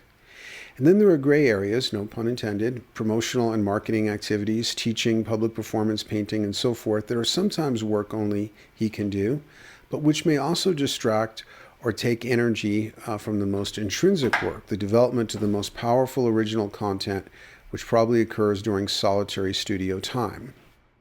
Relating to the creative muse involves a complexity of layers and forces, some more intrinsic, some more extrinsic. There are some nearly universal principles, but no one-size-fits-all formula for navigating this highly individualized relationship. My major work on this subject is The Path of the Numinous, Living and Working with the Creative Muse. It's a document and podcast linked on the front page of my site. To give unsolicited advice to an artist about their deeply personal relationship to the muse is highly presumptuous and inappropriate, unless, of course, you are doing a spiraling eye-encrusted overview of their work, plus related topics, which I interpret as a license to comment on anything. Artists, by which I mean any creative person, not just visual artists, vary dramatically in terms of their public or extroverted creativity and solitary or introverted creativity. There is also a paradox in that the most internal work, done in absolute solitude, may also be the most outer-reaching. I'm going to delve into this paradox because I want to make a case that it is studio Alex that has more of an effect on the public than does public Alex. In The Path of the Numinous, Living and Working with a Creative Muse, I discuss a dream I had that illustrates this key paradox of creativity. The deeper in you go, the further out you often reach. This is a quote from that document. In the dream, I am working on a performance art piece in a somewhat chaotic situation where anomalous, almost apocalyptic weather is occurring. The art piece involves viewers looking down a shaft, partly created by optical illusions, at a person sitting at a table far below. The person at the table is in a state of subterranean isolation, and I think of naming the performance art piece after the Dostoevsky novella Notes from Underground. As I play with the optical illusions necessary to create the perception of the long shaft, I am in a subject-object reversal state, as I experience myself as both the viewer and as the man from Underground sitting at a table at the bottom of the shaft. And that was a quote from my own writing, The Path of the Numinous, about a dream. When I was designing the performance piece in the dream, I was well aware of my artistic intent. I was trying to make a statement that the artist must be a man from underground, must accept subterranean isolation in the depths, but that paradoxically, from this intense isolation, the artist can create things of universal import and of great interest to others. The dream art project seems like a shaft revealing a person in deep isolation, but it is an optical and conceptual paradox because it is also a projection, a creative extrusion into the outer world of an artistic statement. Optically, the art installation is paradoxical because it feels like you are looking through the wrong end of a telescope or into a deep well, but actually prisms, etc., are projecting the image up and out. So it is also like a lighthouse, a projector of light. If we envision Dostoevsky alone in his garret at an extreme low point in both his career and personal life, writing Notes from Underground in isolation at night, pages in pen illuminated by the flickering light of a kerosene lamp, it's like looking down a shaft, seeing a person in the depths of isolated creation. But then if we shift our focus to view the present readers of Dostoevsky, we see, for example, young college students 130 years after Dostoevsky's death holding battered paperback copies of Notes from Underground and reading them with rapt attention. Our expanded view reveals that what looked like a shaft descending into total isolation was actually more like a lighthouse projecting a beam of light. The novella that Dostoevsky wrote in total seclusion is actually a 19th century telepathic device, still fully functional, projecting Dostoevsky's most private thoughts across space and time so potently that 150 years later, after the writing of the novella that is, they are still glowing in human minds. If you hold the two perspectives in your mind, Dostoevsky at the bottom of the shaft of isolation writing, and the telepathic lighthouse broadcasting his thoughts across the night of time, then you see the paradox of solitary creation. What seems like an isolated tunneling into the depths of our being can also be a telepathic broadcast into the minds of others, a broadcast that can transcend our lifespan. The optical illusion of isolation when we tunnel inward has never been more illusory than in the internet era. What Alex paints alone in his studio is destined to light up on the pixelated screens of far more people than he will ever meet in person. Some of the best art actually requires complete solitude. For example, to write In Search of Lost Time, also called A Remembrance of Things Past, Marcel Proust needed to socially and acoustically isolate himself in a cork-lined study. He knew that certain types of penetrating vision required seclusion. In Sodom and Gomorrah, Proust wrote, I, the strange human, who while he waits for death to release him, lives behind closed shutters, knows nothing of the world, sits motionless as an owl, and like that bird can only see things at all clearly in the darkness. Much of the source material of what he wrote in seclusion, however, derived from extroverted social experiences that were now stored in memory. Some art, performance art for example, is almost always done before an audience, almost by definition. Similarly, there aren't many people who take up acting on a solitary basis. Some art forms are collaborative and demand social interaction. A movie director might be a visionary introvert, but to make a major motion picture, they also have to perform like a general who is able to maintain morale and command logistics. They must also be a CEO and manage money and resources, a politician, a man or woman of action, and so forth. Visual artists, painters, and sculptors usually work in solitude, but there is considerable individual variation. The most public artist I ever met was my sometimes friend during my East Village years, Keith Haring. I first encountered Keith's work riding the subway. During that era, when ad posters were due to be replaced in subway stations, they would first paste a sheet of black matte paper over them so that the earlier ad wouldn't bleed through.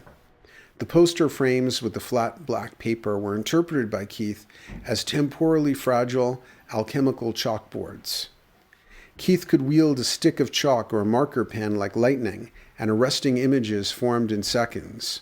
Sometimes, however, he wasn't quite quick enough, and the arresting images resulted in his getting arrested by the New York Transit Police. Some of these fragile public creations were brilliant, and I got off the 6 train once to photograph a particularly striking one that is now featured in Zap Oracle card number 293, Power Worship, which is also relevant to the Guru issue. We inserted that image into the document.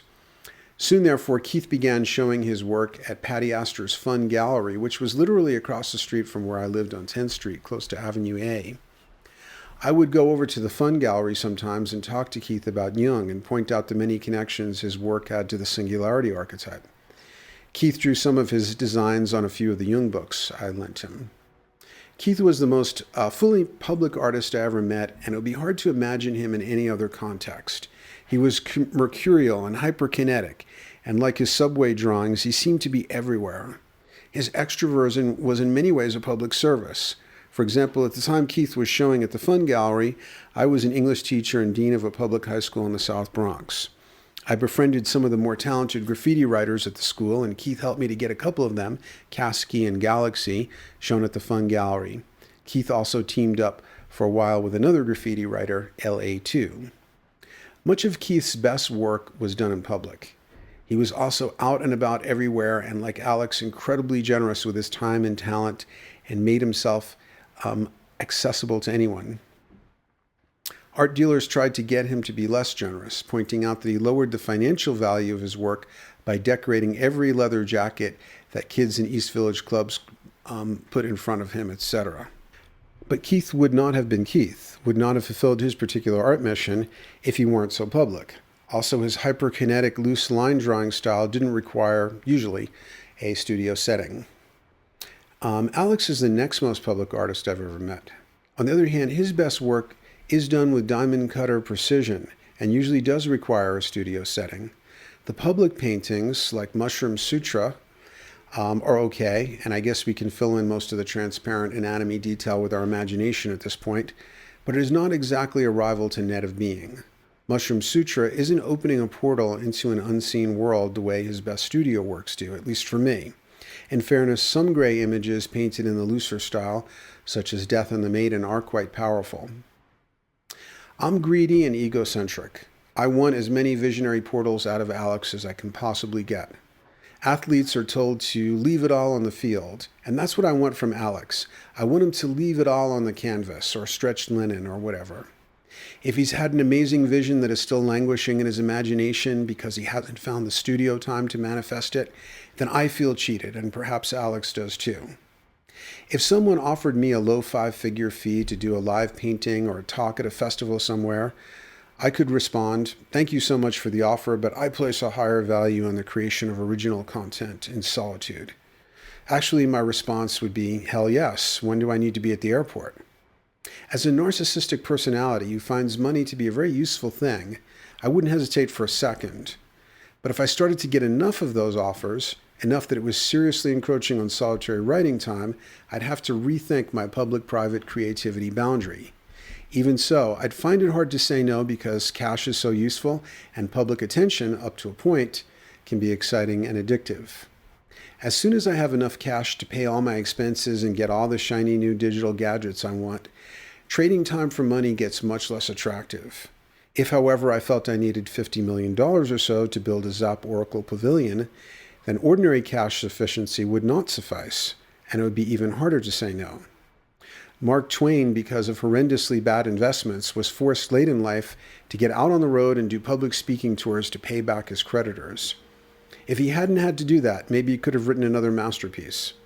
Charles Dickens put his health at nearly fatal risk to do public readings. He had 4 households to support and was paid well for his performances, but he also loved the stage, was a consummate actor, and the thrill of public performance was an addictive passion. The intensity of his performances was so great and his health so fragile, he looked like a very old man when he died at 58, that his doctor could sometimes barely detect his pulse when he collapsed with exhaustion at the end of a performance. Dickens, who was perhaps the first modern celebrity, had obsessed fans all over the world. According to a New York Times report from that era, in New York City, 5,000 people stood in a mile-long line for tickets. Dickens' enthusiasm for the public was matched by their enthusiasm for him. The time and vitality Dickens spent on his readings was worth it for those who attended. Unfortunately, no recording technology was available to preserve these performances. Also, given the dreadful current state of time displacement technology and temporal paradox issues, I feel that the odds of my ever getting to attend one of these mesmerizing 19th century performances are probably very low. So from where I am standing in linear time, I would prefer that Dickens had done fewer readings and preserved his health enough to, say, finish The Mystery of Edwin Drood, which he was in the midst of writing when he was felled by a stroke in 1870. My suggestion to Dickens would have been that he should do the work only he can do and leave it all on the page. Like so much of my good advice, this suggestion will probably have little or no influence given the strange immutability of human affairs trapped like moths in amber on the wrong side of linear time. In the present era, however, Simon Callow and other actors and directors continue to do brilliant work bringing Dickens to the public, but none of them can finish The Mystery of Edwin Drood. This is the reason why I immediately felt some reservations when I first heard Alex and Allison talk about their extremely ambitious plans to build a giant temple complex in New York, in Wappinger, New York. I had already witnessed some talented people inspired by creative vision and an excess of New Age Jah will provide optimism get burned by their naive faith in YCYOR, you create your own reality, and you can see my critique of you create your own reality as an absolutism and dynamic paradoxicalism, the anti-ism.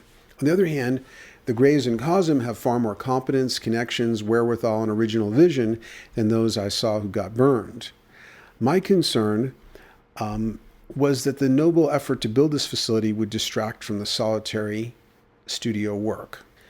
Unfortunately, I have not yet been to the Wappinger, New York facility, but plan to in the future. I also have no inside knowledge of how the fundraising, etc., for the creation of the temple is going.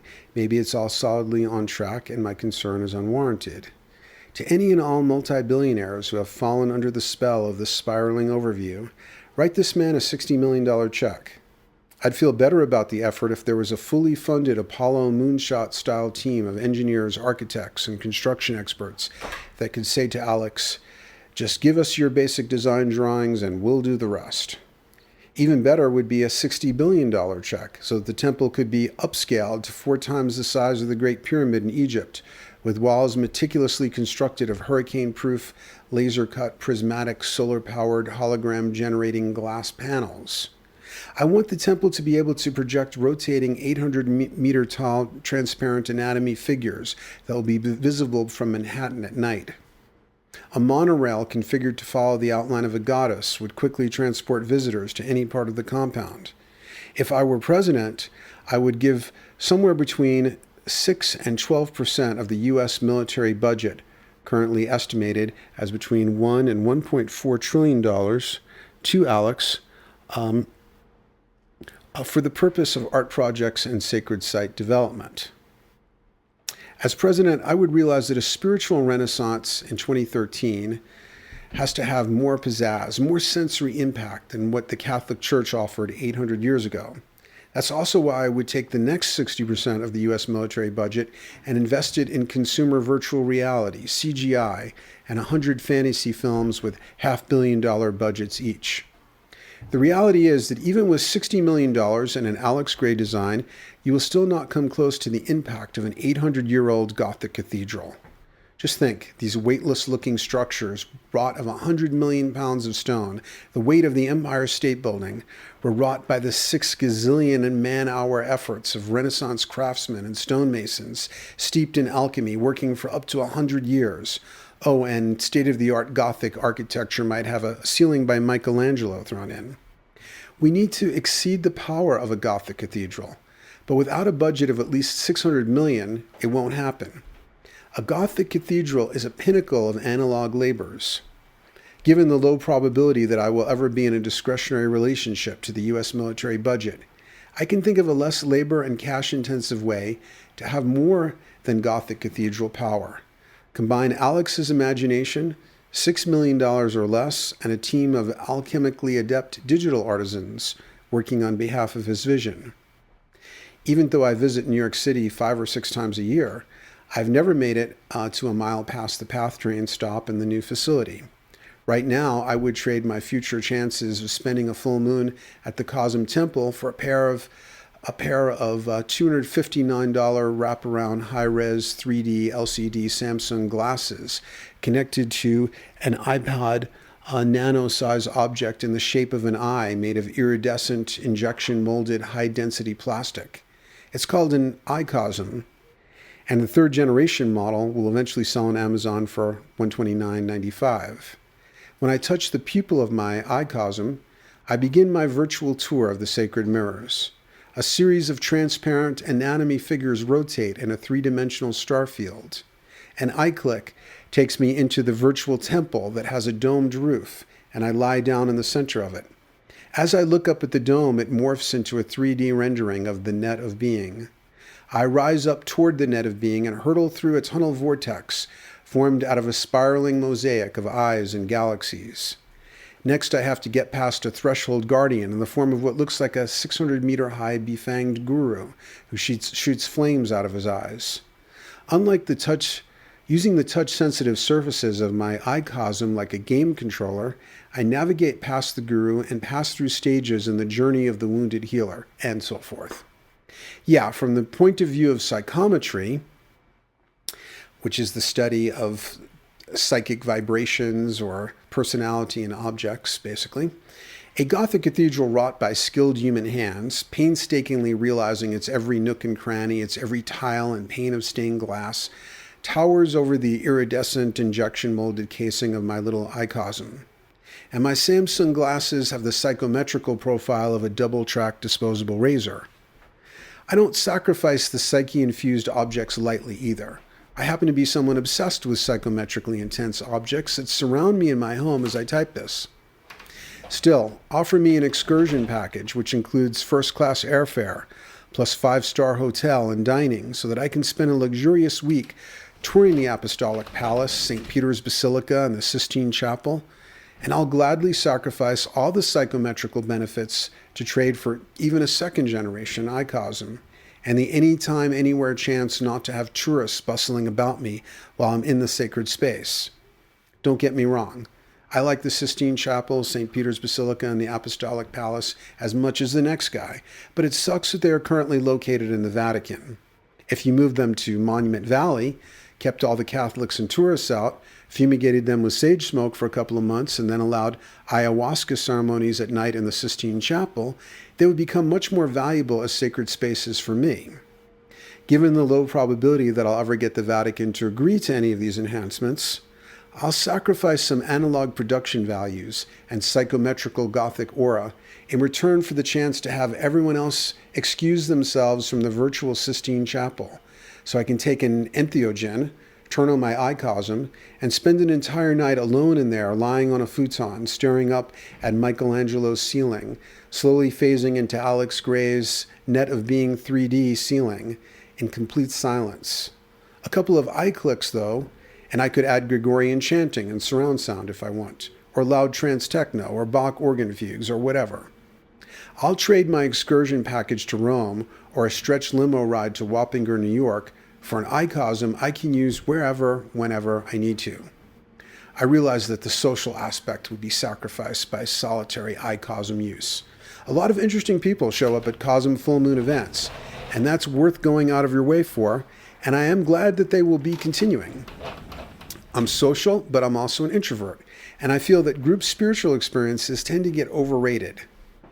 Yeah, every so often, 8 people somewhere will take ayahuasca together and form a telepathic bond that creates a seed crystal glowing in the collective unconscious of the species. Most group experiences on the festival and public event scale, however, have a very diffuse spiritual atmosphere at best, with 1,000 layers of the same old social matrix infusing the mutant nexus. An individual alone in her apartment in silent darkness plus Cosm and perhaps an Entheogen could have a glowing in the collective unconscious seed crystal experience.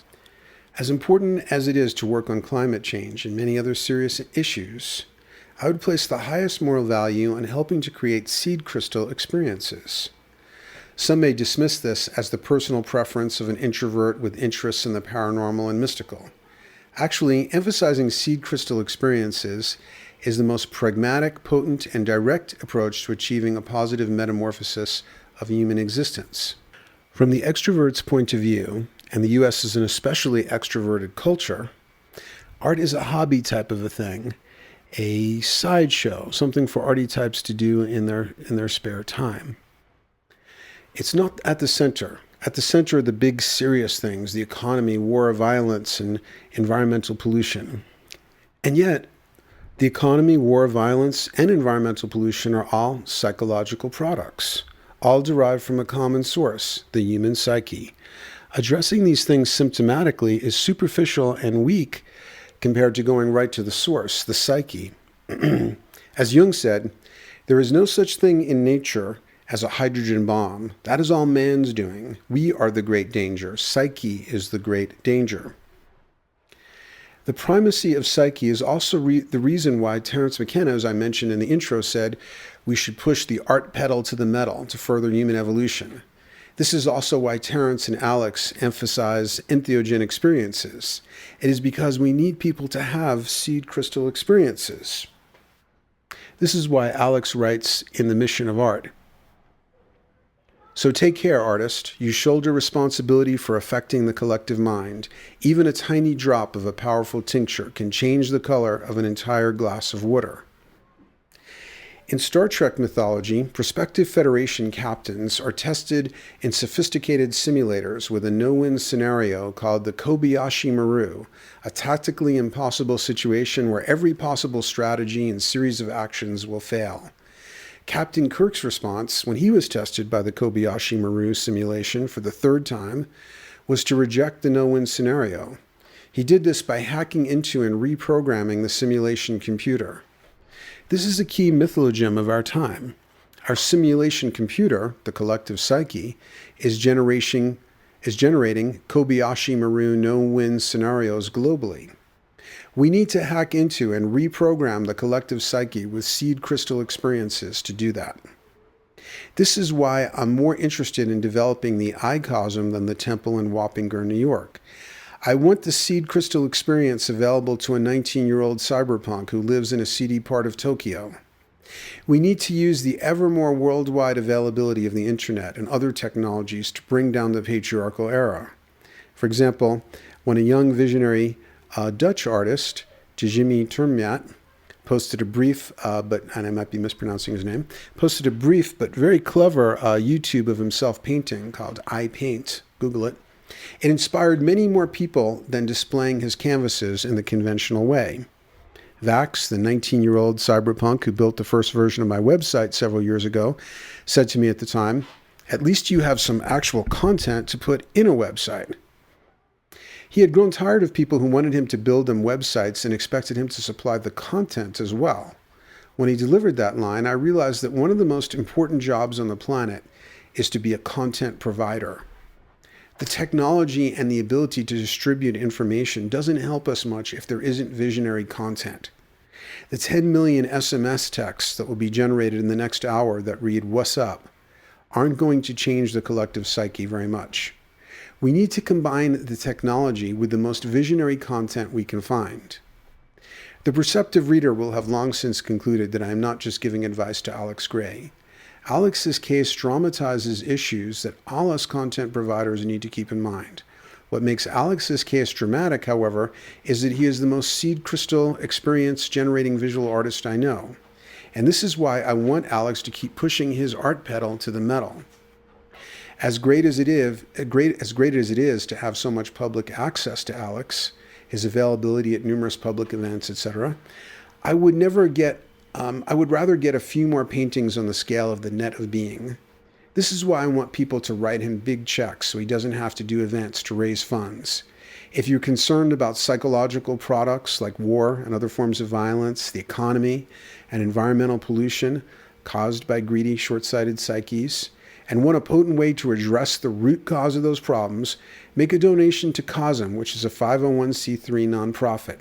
Your donation will directly help with seed crystal experience generation, which is the direst need of the human species. Meanwhile, I want Alex to keep looking through the interstices of the matrix at hidden realities and then create portals for us to see what he sees. For this reason, I would also prefer that, in some cases at least, Alex didn't have to spend years doing the precise, laborious, minute brushwork that he does so well.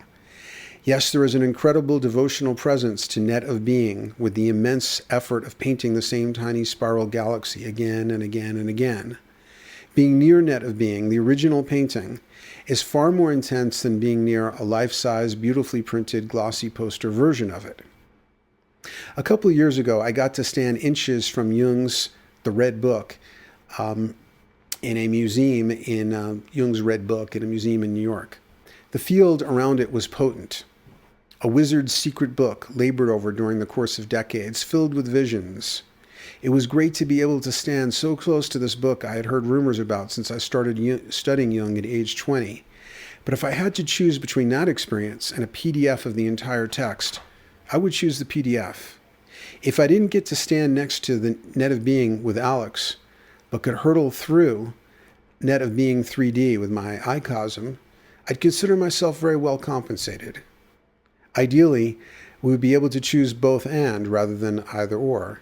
This is why I have already committed 6 to 12% of the U.S. military budget, should it ever be brought under my discretionary control, for Alex's art projects and sacred site development. I want a $60 billion temple complex at Wappinger, New York, and a third-gen Cosm. Given an either-or, however, I'll take the Cosm. Although Alex has had more to say about the devotional and psychometric aspects of labor-intensive handmade art, I have also heard him speak highly of computer-generated art as well. In The Visionary Artist, which is a Sounds True audiobook Alex produced with Sounds True, Alex generously praises computer art and says that he has learned the rudiments of Photoshop. The most notable example of Alex collaborating with digital animators is the music video of Lateralis by Tool. I would like to see Alex collaborate more with skilled digital artisans. While I get the devotional aspect of painting the same tiny spiral galaxy again and again and again, a strong case can also be made for reducing the investment of repetitious labor in a mechanically resistant medium and allowing a crucial visionary content provider to, for example, propagate the spiral galaxy with 100 mouse clicks rather than 1,000,000 brushstrokes. Some of Alex's images seem like they would actually be enhanced in a digital form. Original Face, a series of 5 17 by 24 panels painted with oil and linen in 1995, looks like a computer image. An animated version was produced for Tool's Lateralis, but I see it displayed on a giant video screen with nodes of light moving along the vertical lines that establish the contours of the faces. I feel that Lightworker would be more powerful if the lightning, electrical fields, and spiral vortex were all animated. In principle, Alex embraces the power of the new media. In The Mission of Art, he writes, Science and technology have stretched the human vision to the farthest expanses of space by the powers of the telescope, and have allowed us to peer into previously unknown infinitesimal worlds by the powers of electron microscopy. Photography of cells, molecules, and atoms reveals pattern upon pattern of refined, interwoven worlds and has given artists new vistas of the minuscule. Supercomputers have given artists new tools to create vivid and realistic imaginal worlds. With 3D modeling and texture mapping of surfaces at such a high level of sophistication, computer artists can seamlessly interject their fantastic worlds into films or photographic scenes of everyday reality. Alex may agree in principle, but I would like to see him utilize more of it in practice. Michelangelo and Bach used the most high-tech means available in their eras. Unauthorized digital artists will continue to appropriate Alex's images for their art and animations. Why not have the originator of the visions directing more of the digital magic? Alex the writer. Alex has also worked in the least mechanically resistant of all media, writing. Not much, as far as I can tell, has been written about Alex's writing, so I'm going to make a few comments. Unlike a biographer, the spiraling overviewer, at least as I interpret the role, comments on whatever catches his eye, and especially on what has not been commented on. A great deal has been written by Alex and others on Alex the psychonaut and his philosophy of relating to Entheogens as a visionary, artist, and spiritual seeker. The spiraling overview is therefore going to skip over that important topic entirely. Obviously, Alex will always be far more recognized for his visual work than his writing, though most of his prose is written in a lucid style and often has cogent things to say, especially about being an artist with a moral purpose. That an artist can and should have a mission to bring something life-affirming into the world is a stance that would have been more acceptable in the 19th century. Today, coming from a New York artist, it is a courageous stance since it is dramatically cross-grained with the trendy nihilism that, as discussed previously, is considered the only sophisticated and correct stance by most art worldlings. Alex's philosophy of art has intellectual precision, but is centered in the heart, soul, and spirit. This is especially admirable since he is working in an art world that is more about cash and the avoidance of positive content. A humble sincerity shines through in his writings, and often an ability, like the X-ray painting style, to expose the core. For example, in The Mission of Art, he writes, "God has ordained that imagination be stronger than reason in the soul of the artist, which makes the artist build bridges between the possible and the seemingly impossible." The insight is powerful, and the use of the word God in the statement, somewhere between unorthodox to heretical in the world of contemporary art. Arguably, the insight could be delivered without bringing a polarizing entity like God into the equation. My philosophy of creativity, the path of the numinous, living and working with a creative muse, makes no mention of God, for example. But you have to admire the sheer chutzpah of a New York artist intellectual using it in his philosophy of art. Alex's prose, both in style and content, gets high marks from me. Alex has also written considerable poetry, which he sometimes recites at public events, and has even published a book of poetry and imagery called Art Psalms. And some of what I'm calling poetry are actually prayers, but they're essentially poems as well. I'm less competent to comment on poetry than prose, and I'm also more ambivalent about his work in that medium. Alex's poetry is mostly a poetry of ideas and spiritual principles that often seems more well-intended than inspired in the use of language and poetic technique. From the craft of writing point of view, I have a one-sentence suggestion to Alex if he plans to continue as a poet.